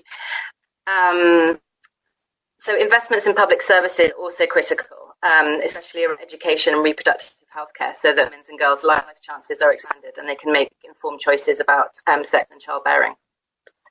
The second sort of outcome that we look for is to ensure women and girls of physical safety. And here we're thinking about all the laws and policies that are needed to be implemented to eliminate all forms of violence against women and girls, which often happens in the context of families. But in addition to laws, access to justice support services for survivors, as well as investments in prevention programs that address the root causes of violence are essential. And these recommendations take on particular significance at the moment as we hear reports of escalating violence against women in the context of the COVID-19 crisis. As large proportions of the global population are locked down, millions of women are literally trapped with their abusers. So now more than ever, recognizing services that respond to violence against women as essential services, which have historically been chronically underfunded, is really, really important. And the third outcome that we look for in terms of our family-friendly policy response is to guarantee women's economic security. And here we have a set of recommendations around the need for universal gender-responsive social protection systems, which would include paid maternity and parental leave, social transfers for all families with children, and in particular support for lone parents who are much more likely to be live in poverty, and adequate pensions for women who've spent a lifetime caring for others to ensure they can have a dignified retirement. Also here we have a set of recommendations around high quality care services for children, older persons and those with disabilities. We are asking governments to support families to care, to enable women and men with care responsibilities to access paid work and provide decent employment in the care sector. And here again, the COVID-19 crisis really lays bare the issue of care work, both paid and unpaid. It is truly a care crisis as well as a health crisis in which women are bearing the brunt of the impact. I also wanted to say that in the context of the COVID crisis, if there's one silver lining, it's perhaps that the pandemic has forced us to rethink our priorities. And what we consider now essential is precisely the kind of work that our economies have consistently neglected and devalued, the kind of care work that we see women do such a disproportionate amount of. Next slide, please. And on the subject of care, I wanted to let you know that today, for the International Day of Families, we've just launched a new interactive on care work, which is available at this link, interactive.unwomen.org. This is the screenshot. And with this interactive, you can calculate how much time you will spend over your lifetime doing unpaid care work and compare it to the global average, and learn about ways that it can be redistributed and better shared. So do check that out. Next slide. And on that note, I'll stop and wish everyone a happy Families Day. And I hope that in spite of the lockdown, you'll all have a chance to spend time with your families today. Thank you very much. Thank you very much, Laura, for these very insightful lessons learned by UN Women. I'm especially grateful for the policy recommendations, very comprehensive policy recommendations that are contained in the report. We would like to inspire governments to adopt these important policies. Thank you. I would like now to invite our next speaker. She is Ms. Rosario Esteno. Her official title in Spanish is Profesora Investigadora Titular. She is the family researcher and sociologist at the Center of Research and Higher Studies in Social Anthropology in Mexico City. Rosario, you have the floor. Well, good morning, everyone, and thank you, Renata. I want to thank the Department of Economic and Social Development and the Division of Inclusive Social Development through its focal point on the family for the opportunity to present a synthesis of the report about family-oriented priorities, policies, and programs in the implementation of the 2030 Agenda for Sustainable Development, as reported in the voluntary national reviews from 2016 to 2019. Next, please. Today, 25 years after, the Beijing Platform of Action and the Copenhagen Declaration, as Daniela and Laura mentioned before, continue to be the most relevant as they highlight families as active agents in social development. Most people, and most of us, live in families or have one, regardless the living arrangement. Hence, family policies matters to leave no one behind. The analysis of the 127 voluntary national reviews submitted by 114 countries indicates that families may be key to ensure progress towards the SDGs by 2030, with close to 90% of countries making specific references to families. And in order of importance, governments consider family policies useful for the implementation of the SDGs 1, 2, 3, 4, 5, 11, and 16. Governments mostly refer to families as units of diagnosis or as targets in their efforts towards the achievement of those SDGs. But family-oriented policies are not considered as integral part of overall development efforts. The potential families and family-oriented policies to achieve SDGs remains to be fully addressed in overall socioeconomic policy. Next, please. Here you can see a graph of the number of countries reporting on each of the family-oriented policies. And as you can see, peace, justice, and strong institutions and gender equality concentrate most of the efforts, but they are mostly focused on legislative measures and support to victims. Next, please. Now we will see some of the programs on each SDGs. Out of 95 member states reporting on poverty, 33 are developing sound family-oriented policies to combat it. Some have implemented programs that work closely with targeted families.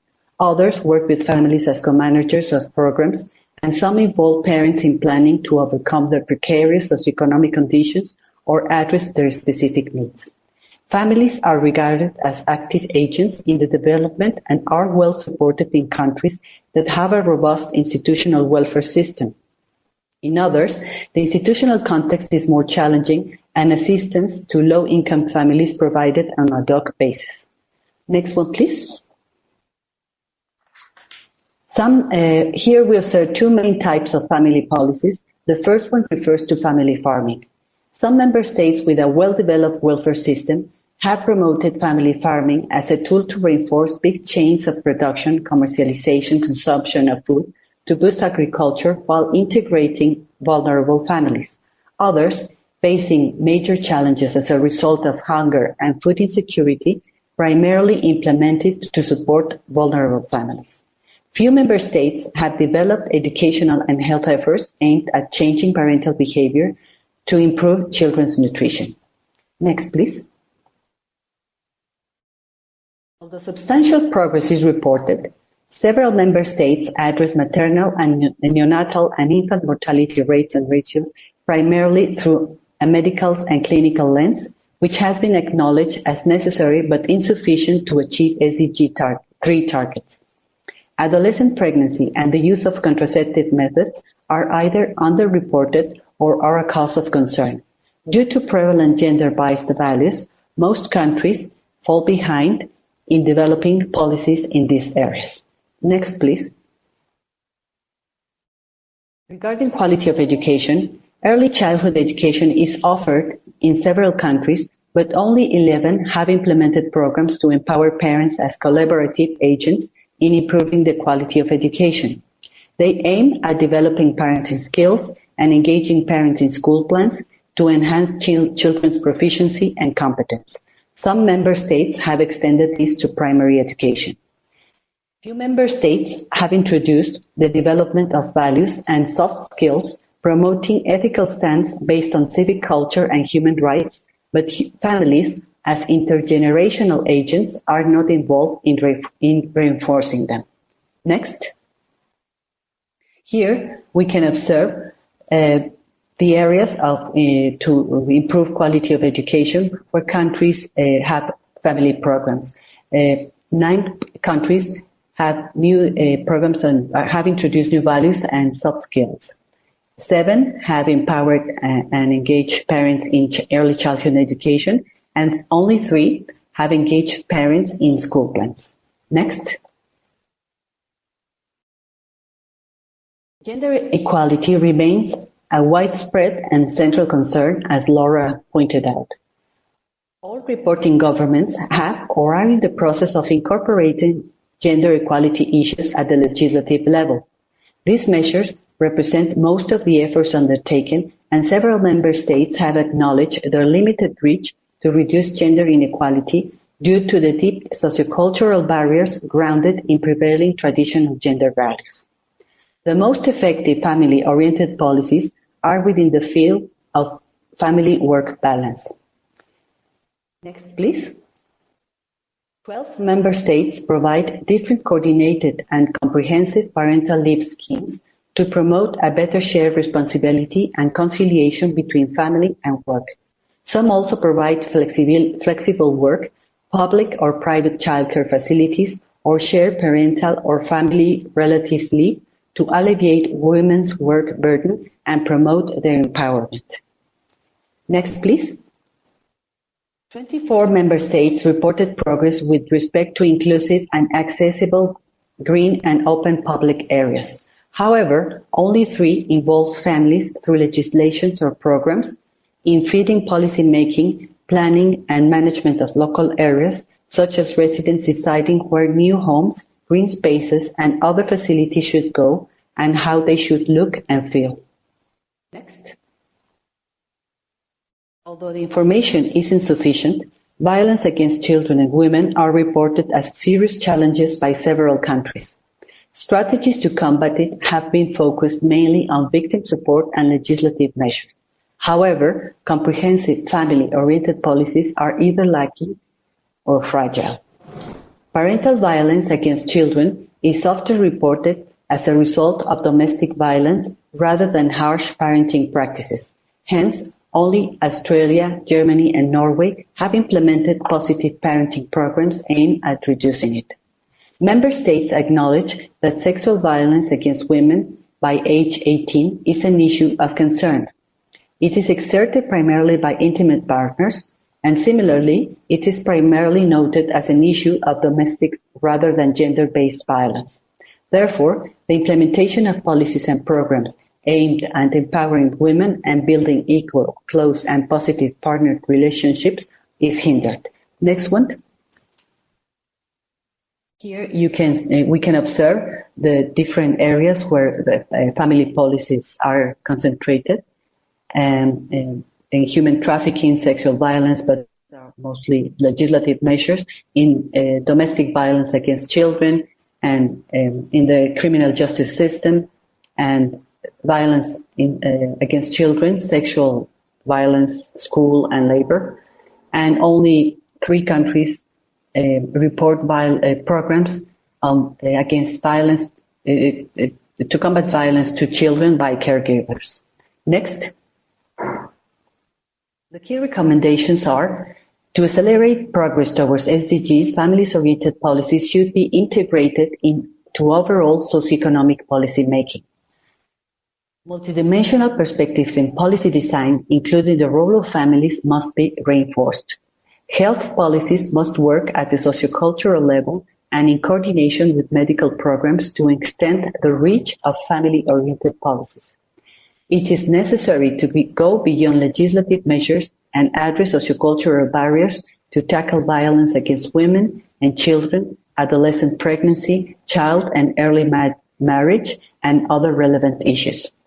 Next. And the key messages are 4.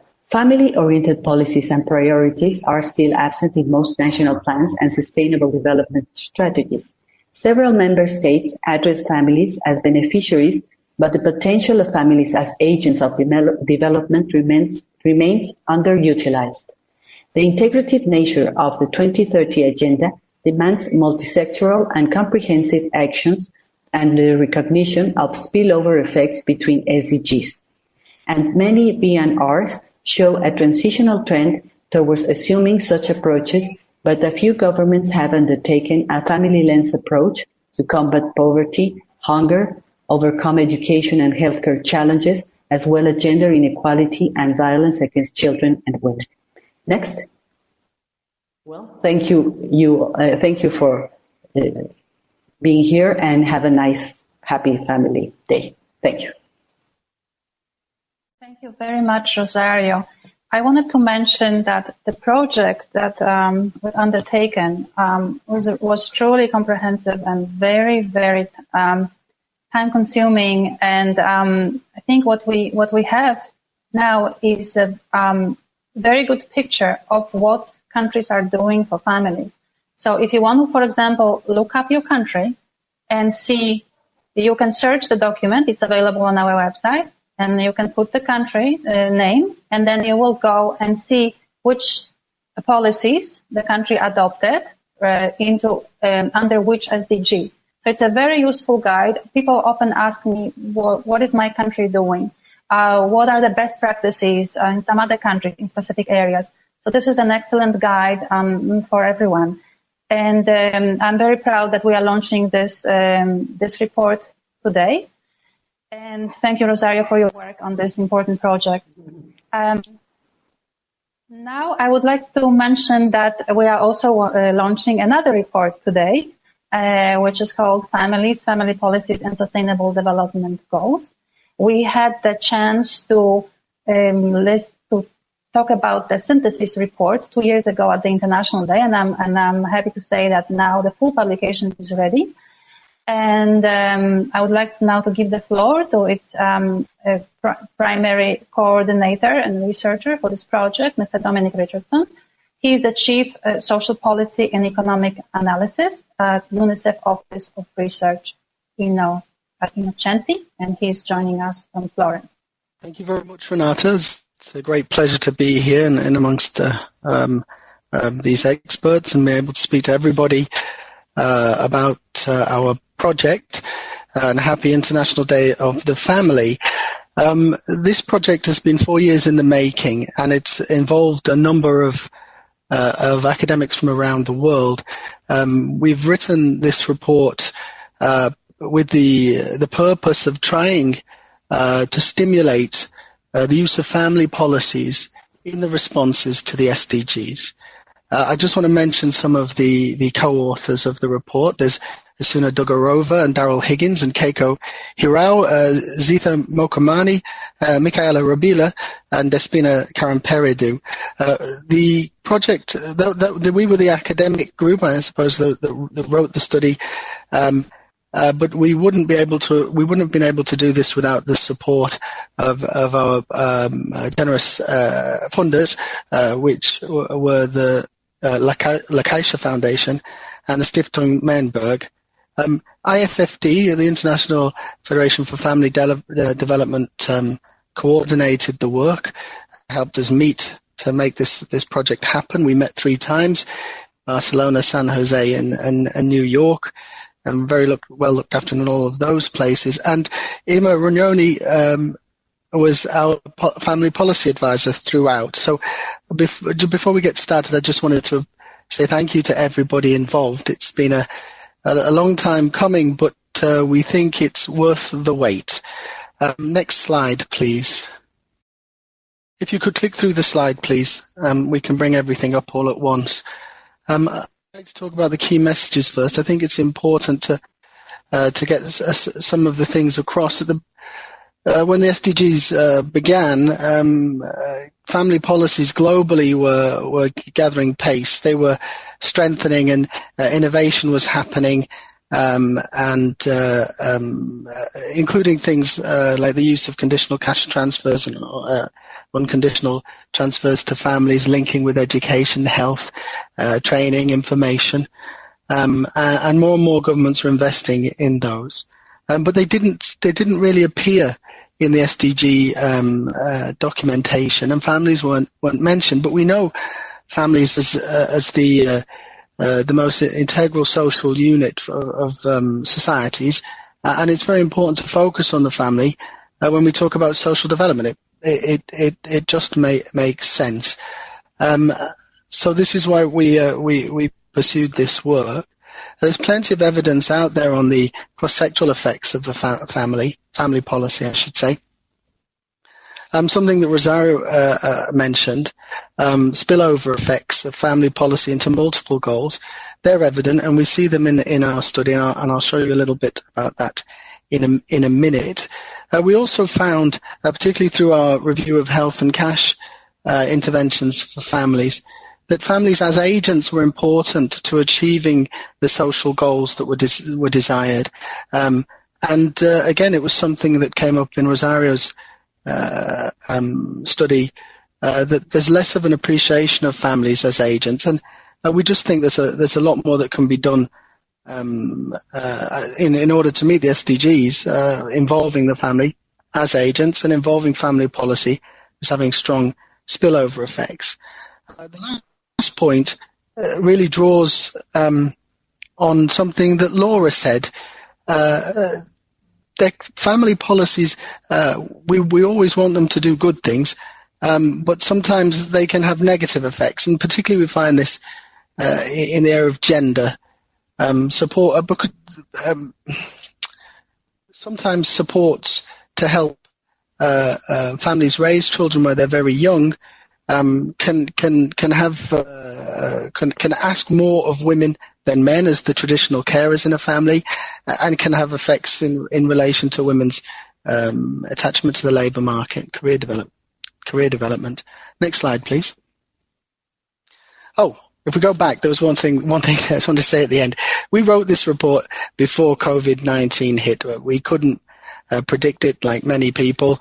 But COVID-19 adds both complexity and opportunity, I think, in the field of family policy, and I will talk about that at the end of the presentation. So, as I say, family is the cornerstone of society, and there's innovation. So we were asking how do family policies affect the different goals? How do family attributes impact on effective policies, and how can we mobilize family policies more? Next slide. We covered six of the SDG goals here, and within each goal we focused on 2 targets. The example for poverty there, eradicate extreme poverty and reduce poverty in all its dimensions, for examples. You'll be able to see the rest in the synthesis study or in the first chapter of the report. Next, please. We didn't cover all of the SDGs. We focused on those 6 primarily because of the most direct influence on the family. It's not to say that the other goals are not influential on the family. I mean, it's very easy to understand that environment, of course, is going to affect the family, is going to affect the space where families can play, where children can play, and the quality of health within a family, for instance. And we're living in an example right now about how global influences can have an effect on family quite seriously, and of course there's other areas too, relation to governance, city planning, that would also have effect on the family. But if you imagine the ecological system theory, the Bronfen-Brenner model, you can imagine all sorts of layers influencing the family, from the global influence to the national policy influence, communities and relationships. And well, we were aiming for the cluster around the family as the focus. Next slide, please. As I said, we had a team of academics undertaking the research. We reviewed the available data and we've mapped it. You'll see in the report. And we reviewed literature for where family policies were evaluated for their influence on poverty, health, education, and so on. We with a very systematic approach to our review. We focused on evaluations, meta-analyses, reviews, natural policy experiments, and so on. And please, the next slide. We didn't take every study. We tried to introduce a layer of quality. The quality assurance process is described here. We ask 3 questions essentially. Is the way the family outcomes are represented in the study, are they conceptually coherent? I always use the example of James Coleman, who is very famous for his work on social capital, using the example of a sole parent family to determine whether or not parental relationships were strong. Now, I think that's not a very good proxy. And when family outcomes were poorly conceptualized, we did not include the study. We asked the question then whether the author was using an appropriate methodology and method to test associations, and if that was good, we kept the study. And then whether or not they did it correctly. We included 120 studies. Yeah, that's just under 70% of total. We found very little on youth employment and most on health. And we asked the same set of questions. How was the family policy evaluated? Who was it for? How was the intervention undertaken? And what were the results? Next slide, please. Our main findings are, please just click through, wonderful. Our main findings, of course, is no silver bullet. Family policies are effective in a portfolio. You can't just deliver a cash benefit and hope everything would work. But we found that the cash benefits didn't just function in the realm of reducing poverty and deprivation, which they did consistently. But they could, if well designed, they could also promote employment and gender equality. Family-focused health approaches are very effective in comparison to dealing with an individual with a health concern. The use of family therapists is something that we recommend from our look at health interventions involving the family. Everybody will know how important family factors are for education. The influence of the home environment on education outcomes is very strong. Often larger than the school influence, indeed. And this is actually something that it can be quite unequal across countries, within countries, and something to think about in COVID when children are locked down and learning from home. Family policies need to be gender neutral in outcomes. This has a serious influence on rights for women and, of course, for children. Laura mentioned the number of households headed by women, single-parent households. If the early policies are not gender neutral and it affects women's employment, that will spill over into their earnings and naturally poverty for the child that the mother is caring for, the children the mother is caring for. There's very many good reasons to ensure policies are gender neutral.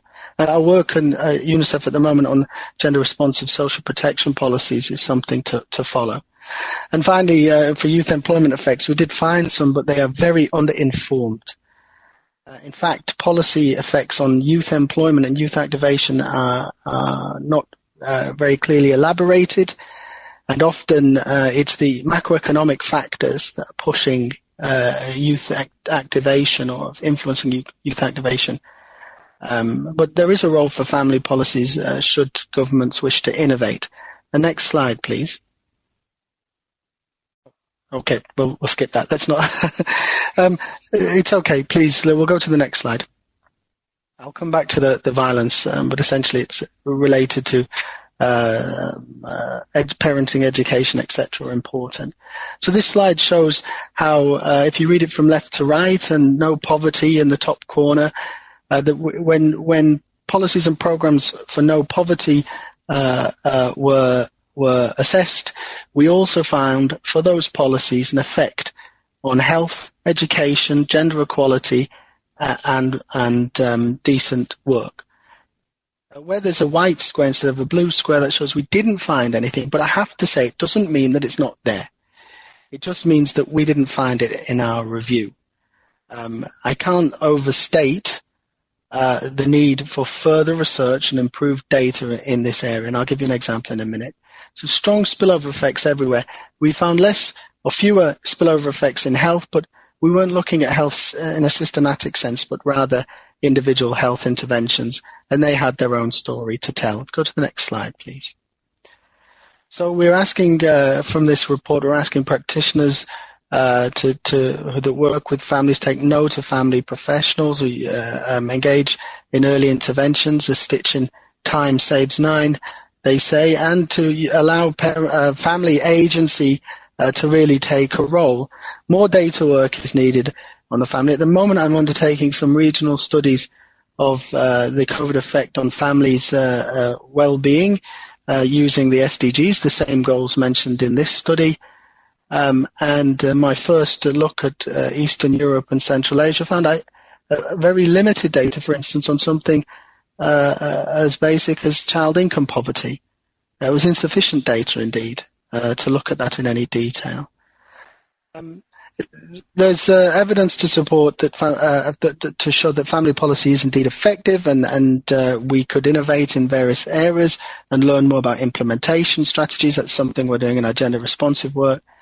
And when we find good policies, and I think this is a question for most research, when we find good policies, we need to know more and do better when it comes to scaling and transferability. My last slide is about COVID. Now, I think can we move to the next slide, please? And I'll address this very quickly. As advocates for family policy and improvements in the situation of families and children, Daniela said at the beginning, inequality is going up, etc. We're not really in a position to celebrate our gains. They're too far. COVID is creating all sorts of challenges and drags, and there will be economic contractions all over the globe. But this doesn't mean that governments can renege on their commitments to the SDGs and families. We need to ensure that the focus is maintained. Following the global financial crisis, many countries went into long economic contractions, and the initial stimulus soon turned to austerity. And during austerity, family policies were cut in many cases, or reformed. As family policy advocates and those who wish to see the SDGs be achieved for families, we should have a close eye on family policy reforms in the next year in response to austerity, and ensure that the SDG commitments are not forgotten. The other thing I wanted to talk about was I won't talk any more about the inequality before, during, and after. I think that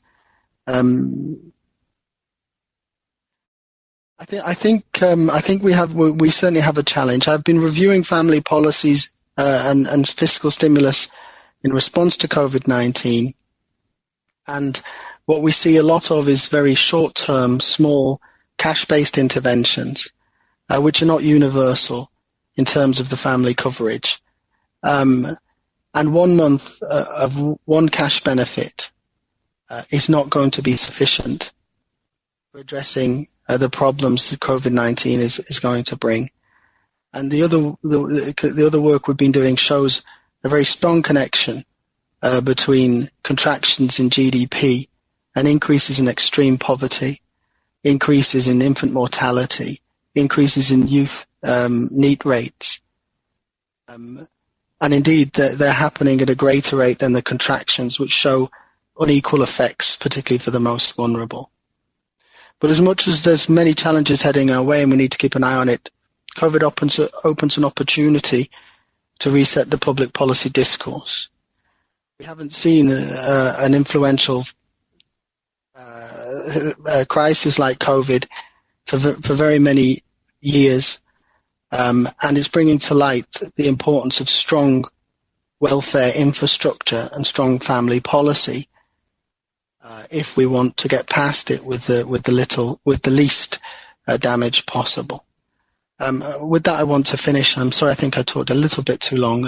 Thank you for listening. Thank you very much, Dominique. Indeed, I think we all agree that now is not the time to cut support for families in the current situation that we encounter. I encourage everyone to read the report and to draw lessons. It's a great source. And again, the emphasis of Dominique and also Rosario pointed to the data collection. We really need more investment in data collection so we can improve on family policies, evaluate them, and then improve on them. So, Dominique, you mentioned COVID-19 at the end of your presentation, and we'll continue on this topic, and we'll hear about the impact of COVID-19 and its aftermath on families and social integration.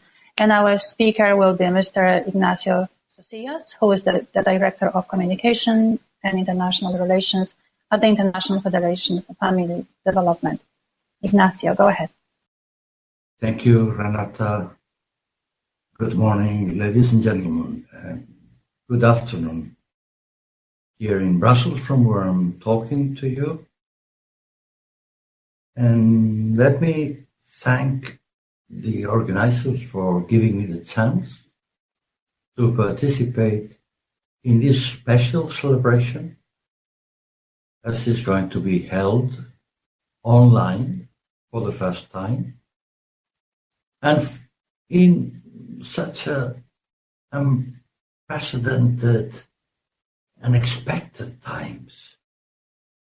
Also because I'm going to talk precisely about this, the impact of the pandemic and its aftermath on families and social integration. I think we know the social protection families provide is especially important in times of uncertainty like this one. Why? Because family provides this not only material, but also non-material care and support, time, affection, which is what we need, and in times like this, more than ever. But this has helped us to see things that maybe we hadn't realized before. At least many people haven't. We have seen how now everybody recognizes the importance of care, also in some extent the importance of education, family life, solidarity, especially intergenerational solidarity, and ecology. I like very much this quote of Saint-Exupéry, who said that many times the essential is invisible to the eyes. We need to recognize now and learn. So that this is not just a time we wait to be over as soon as possible. This is not a chance to hit the pause button and to say, okay, let's wait and better times will come. No, it will be a pity if we miss the chance to learn from these times. This is probably a once-in-a-life opportunity to do so. To see the invisible, to make the invisible visible, and to recognize that many things we maybe, but society as a whole, for sure, has been focusing. It's not so important, maybe even irrelevant. Families have shown us that there are topics we need to change, precisely because they have been able to deal with them in a new way, in a different way. Aspects like work-family balance, working from home now seems much more accessible than before. Education. Parents have had to act not only as parents, but also as teachers, as mentors.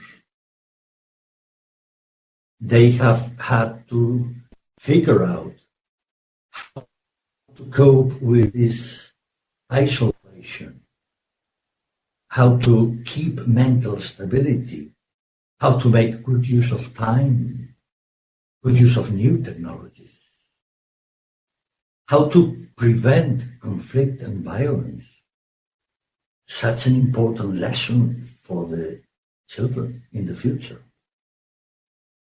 All this has been done in this very unnoticed style, typical of families. That's why I think we need to really spend some time thinking about it and reaching some conclusions for the future. Because if we do, then the future will be better for everyone. What should we do? In my opinion, we should take a very careful look to how we're sharing responsibility. To start with, at home. Housework can't be always the task for women. I know it is not, but it's still so in such a big extent. And then everything else. Not only men have to be responsible, but employers have to be more responsible. The state has to be more responsible.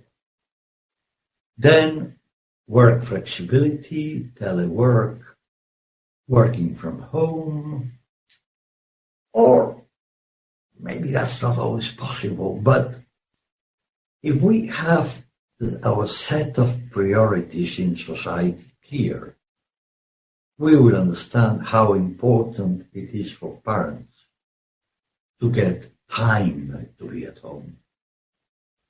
Sometimes because they are really needed, but usually they should have time to spend with their children. And also intergenerational solidarity. This has been maybe one of the hardest lessons of this pandemic. And also, we knew that from before, sustainability, ecology, to make this planet a place where we can live healthy, something we can enjoy. And there will be some indicators for that. How are we protecting health, preventing health?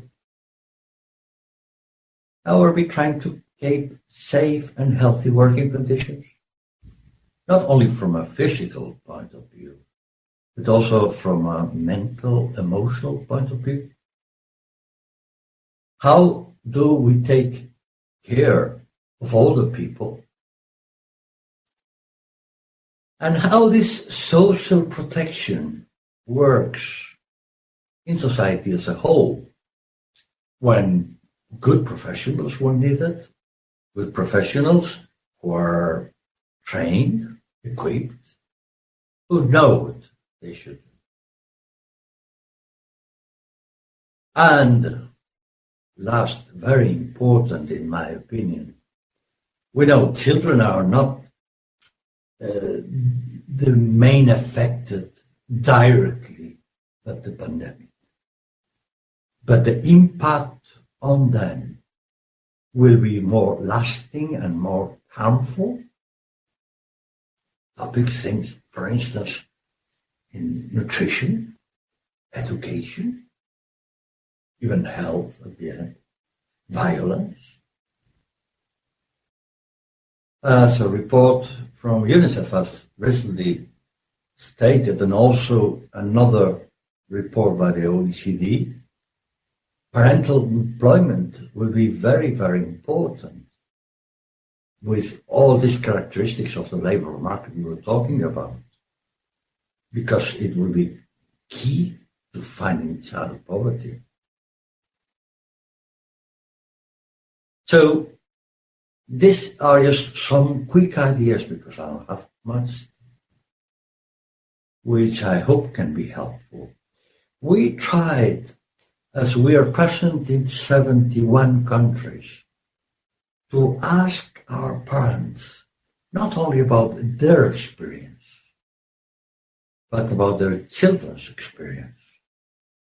And we got some interesting replies from 5, 6, 7, 8-year-old who will tell us in a very short video now what they have learned from this pandemic. So I wish all of you to keep safe, and not only safe, but also wiser, more really happy, because we know that we have learned something, that this time has not been time we have wasted, but time we have made good use of it to learn and to make our lives and everyone else's life better. Thank you very much.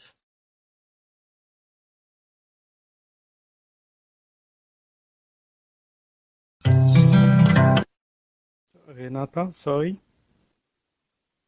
Now we'll see the video. Thank you.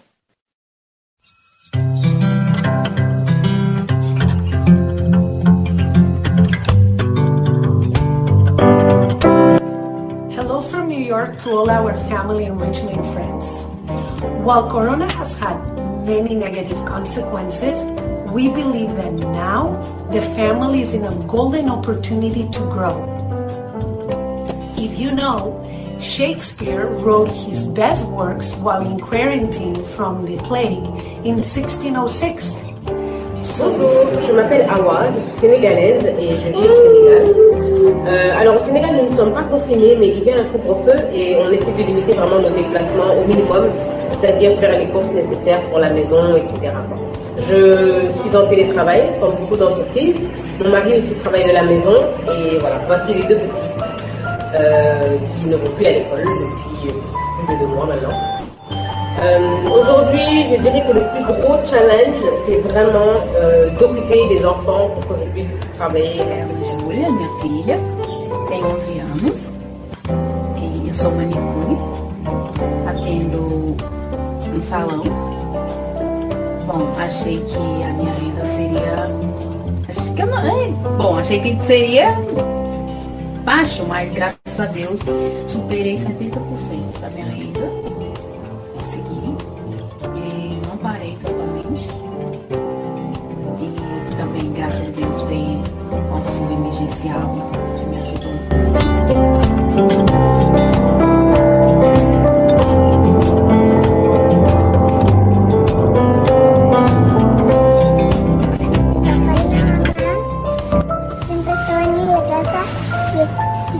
Conmigo.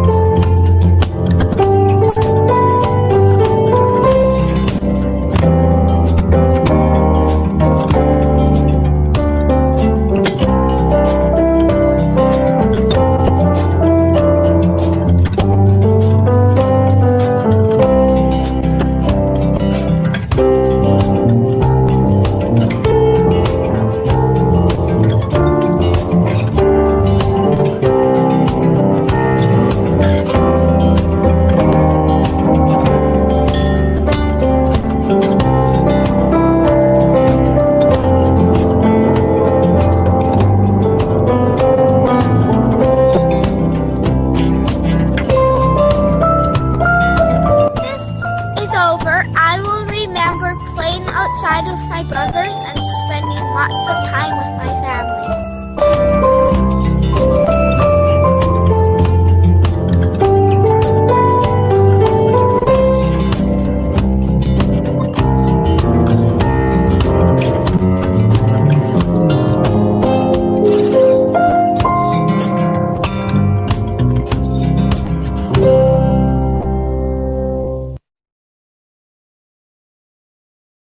Thank you very much, Ignacio, and thank you for this wonderful and very moving video, and also hearing from the children. And our last speaker for today is Ms. Isabelle Pipard-Perrin, and she's the Director General at International Movement ATD Fourth World. She will focus on learning from families living in poverty in times of pandemic. Isabelle, yours is the floor. Thank you, Renata. I'm in France, and what I will share with you all comes out from the lives of the 150 ATD community groups in 40 countries in the Global South and Global North.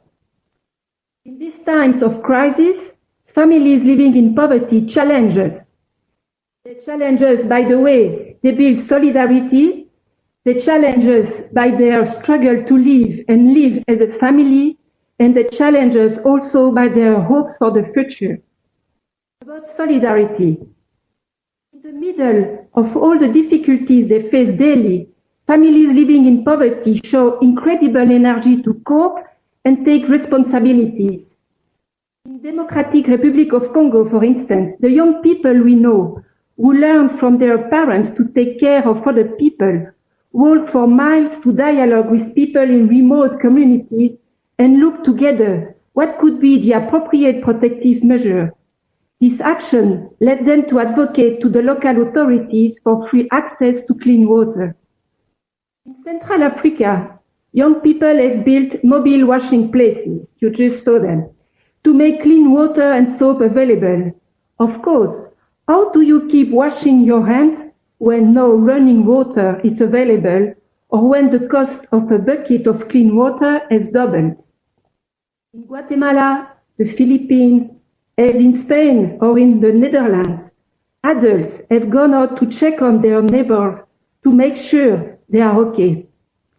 They coordinate local initiatives to ensure that the support made available because of the crisis reaches those most in need. Because of the measures adopted to cope with the pandemic, in many countries, people who depend on informal activities to survive daily are faced with a stark choice: to go out to find work and risk sanction and being infected, or to see their children starve. Without social protection floor, people can only rely on the solidarity of others as poor as themselves. All around the world, families tell us, of course, we are afraid of being sick. Healthcare is not affordable for us. But what we fear the most is dying of hunger.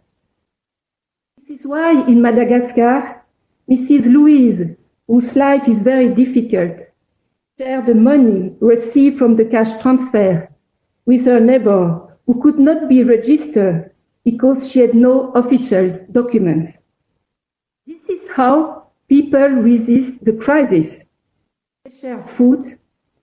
Each time we offer them the opportunity to do it, they are also eager to share ideas and to think about what should change.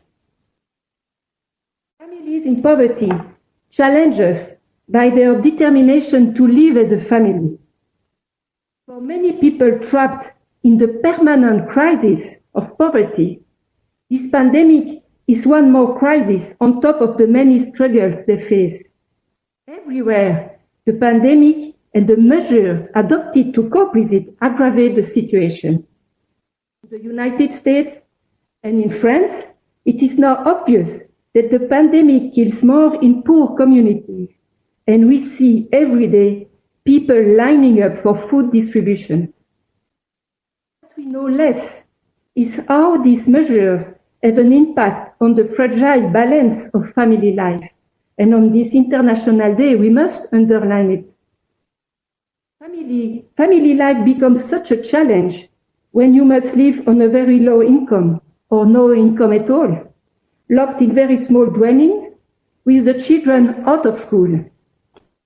Authorities and parents from more privileged backgrounds thought that children should definitely not stop following school programs during the pandemic, but what was put in place further increased the inequalities. How can you choose between giving food to the children or paying the connection for the lesson online? How to create space for children to focus and study? How to support them when you cannot read and write? And during months without school, many children have stopped whatever learning programs are being offered. There is a huge risk that many kids will never go back to school. This is a terrible blow for the families who put so much hope in education. Another impact of this crisis concerns contacts between children in foster care and their parents. We hear almost nothing about it. In countries where social services are strong, many families living in poverty have their children removed into care due to confusion between neglect, inequality, and poverty. For most of these families, visits were cancelled abruptly, and parents have no information. In some cases, it took plenty of time and energy in ensuring that the visit will be replaced by phone calls. Because of the lockdown, some draconian decisions are taken too quickly. Elsewhere, what about children living in the streets? How do they find their daily livelihood and a place to sleep under curfew? In some places, we saw children being removed and sent to their families without any preparation, or gathered into places where there are not enough educators to ensure the security and integrity of all. And now, families living in poverty challenge us for the future. In this time of pandemic, to save people's lives, our leaders have been able to take decisions previously considered impossible. The families who endure living and struggling in the permanent crisis of poverty, which kills people, ask us for equally determined action. And we have a roadmap to answer and to be ambitious. We have the Sustainable Development Goals. It's time to come together to achieve the SDGs in partnership with the families living in poverty. Making room for their experience and thinking, we can invent an education that frees every child's potential, create social protection floor for all, rebuild an economy based on the respect of human dignity and the respect for the earth. And I will finish with a proposal. Next year, for the International Day of Families, could we meet again with families in poverty as active participants, to learn with them what the pandemic brought to their life and the life of their communities, what they want for the future, not only for themselves but for all, and what they expect from us. Thank you. Thank you very much, Isabel. This is a great proposal. I know that when we also observe the Poverty Day, that ATD is very much involving, and I think we should address this question also at that forum. We don't have much time for question and answers, but I would like to acknowledge 3 questions. I will read them and acknowledge who presented them, and I will ask them all together so other speakers can think about their answers. So the first question comes from Ahmed Aref, who is from Doha International Family Institute. And he says that violence against women tends to increase during every type of emergency. WHO recently reported a growing violence against women due to pandemic. How effective would be the national machineries and NGOs in providing appropriate response throughout these circumstances? And this question is for Laura. And now I also have a question for Rosario from Ana Margarita Romero from Family Institute, University de La Sabana in Colombia. The question is, what actions can you recommend to promote in our governments the importance of integral family policies towards prevention? And another question, perhaps Dominique could answer that one. The question is from Raymond Mutura from Kenya, from Stratford University, and he is asking, why are governments shy from long-term solutions and only focus on short-term policies? Maybe Laura, you could start answering the question about violence. Hi there. Yeah, sorry, there was some substantial background noise that I was just trying to get rid of. Okay, thanks so much for that question, Ahmed, about responding to the increase in violence against women that we're seeing in the context of the COVID crisis. I copied a link in the chat for a series of policy briefs that UN Women has recently launched, looking at different aspects of responding to what we're calling the shadow pandemic. But I mean, just briefly, I think some of the measures that we're advocating for are for governments to substantially increase the support that they're providing, the funding that they're providing for shelters, for helplines, and so on. and we're seeing some quite innovative measures by both governments and civil society and the private sector to use mobile and digital technology to enable women or those who are affected by violence to be able to seek help. I think working closely with women's organisations, which is this is true of during COVID as it is in normal times, but women's organisations have often been at the forefront of providing these services and monitoring the situation very closely. So I would suggest that governments also need to redouble their efforts in that regard. And then finally, I just wanted to highlight that since the ILO Convention on preventing violence against women and men in the workplace, I also wanted to highlight that there's a responsibility on the part of employers as well to think about how they can support their employees, particularly in the context of kind of remote working and so on. And there's a handbook that the ILO and UN Women has produced, which I think would be a helpful resource for those. So I'll just leave it there. But there is this series of policy briefs that I would really recommend you take a look at on the UN Women website, which goes into all of these issues and many more. So thank you for the question. Thank you, Laura. Rosario, if you could address the question about integral policies for prevention. Yes, thank you, Renata, and thank you, Margarita, for this question. I think the first one and most important is that, or one result of the report is that families are really not acknowledged as agents.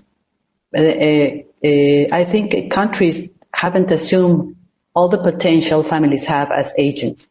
And if they don't assume that, they cannot have a family lens approach. So family lens approach in family design, in family policy design, I think it's a first step and the most important to be able to gradually include this lens in different areas of family, of social life and economic life and etc. So I think if we assume that, that would be very helpful for governments. The second one is that it's a result of the previous point that allows to link families to special aims or goals. For example, parenting programs and involving parents in education, it's essential because parents are intergenerational agents that transmit not only knowledge, they only transmit ways of thinking, ways of relating, ways of even being happy with others, and this has enormous consequences in the development of children, in women, and in social relationships. So I think that's a very important point. I think that would be enough for the question. Thank you. Thank you, Rosario. Now a very difficult question for you, Dominique, about the short-term policies from governments. Yeah, thank you. Thank you, Raymond. It's a great question and something we really need to address. And I think we need to address it because I think it's something that existed pre-COVID, the reticence to invest in the future. COVID just brings it closer to our attention and actually brings it at greater risk. If you look, for instance, could take a couple of high-income countries, the costing of the UBI in Spain, the Universal Basic Income in Spain in response to the lockdowns, or the furloughing scheme in the United Kingdom. The first one costs about 15% of GDP, and the second one costs about 25% of GDP. To put that in other terms, 25% of GDP will pay for 10 years of a Danish childcare system. It would pay for 25 years of family cash benefits in the United Kingdom. And so what's happening is we're seeing countries are reacting and panicking a little bit and paying for a lack of investment in the years preceding COVID. The countries that tended to see out the global financial crisis better were Nordic countries, And I'm sorry, it doesn't always help to hear this. The Nordic countries manage it, but the Nordic countries have decades of social investment behind them and infrastructure in their welfare systems, which means the administrative costs of expanding a universal child benefit is essentially the click of a button. Whereas if you're in Azerbaijan, you might have to implement 6 different brand new cash transfers, all of which come with administrative costs. Now, of course, setting up something long-term doesn't just come with the transfer cost, it comes with the administrative costs. And I think the governments, well, any crisis, it's the same with a health crisis, poverty crisis, an education crisis. It brings us the horizon in terms of your choice and decision-making much closer to you. If you're a family, if you're a person, and if you're a government, you're dealing with the panic today. You're putting out the fire that's today, and they're throwing a lot of water at that fire. Well, we'll see what it achieves. What I want to say about that is basically 2 things. That short-term investment is putting long-term investment at risk. The big expensive interventions now means we're going to see austerity in the future, and I worry about family policies in that. The second thing I want to say, and it's picking up on something one or two other people have said, is that COVID provides us an opportunity to change the discourse. We've not quite hit austerity yet, and if we're quick and we can get in there and speak to the right people, we can talk about changing the way we think about public policies as a whole. And why I think that's the case, it's because we see a global phenomenon like we haven't seen before, and we're seeing investments at 1/4 of a country's national wealth in a given year. The other more cynical answer is, of course, they're too busy working on fiscal stimulus packages for firms to invest in families. And my at-a-glance review. Unfortunately, the webinar ended rather abruptly at that point, but I think they'd covered a lot of ground, so we got value for money, I think. Okay, so that's the end of the video, and that's the end of this celebration of International Day of Families 2020 by the United Nations Association Coventry branch. I hope you've enjoyed it. I hope that you've found something interesting and useful to watch, and hopefully we will do something maybe similar for other international days during the rest of the year. So visit our website, unacov.uk, to find out what else we've got planned for the year. Okay, thank you very much, and goodbye.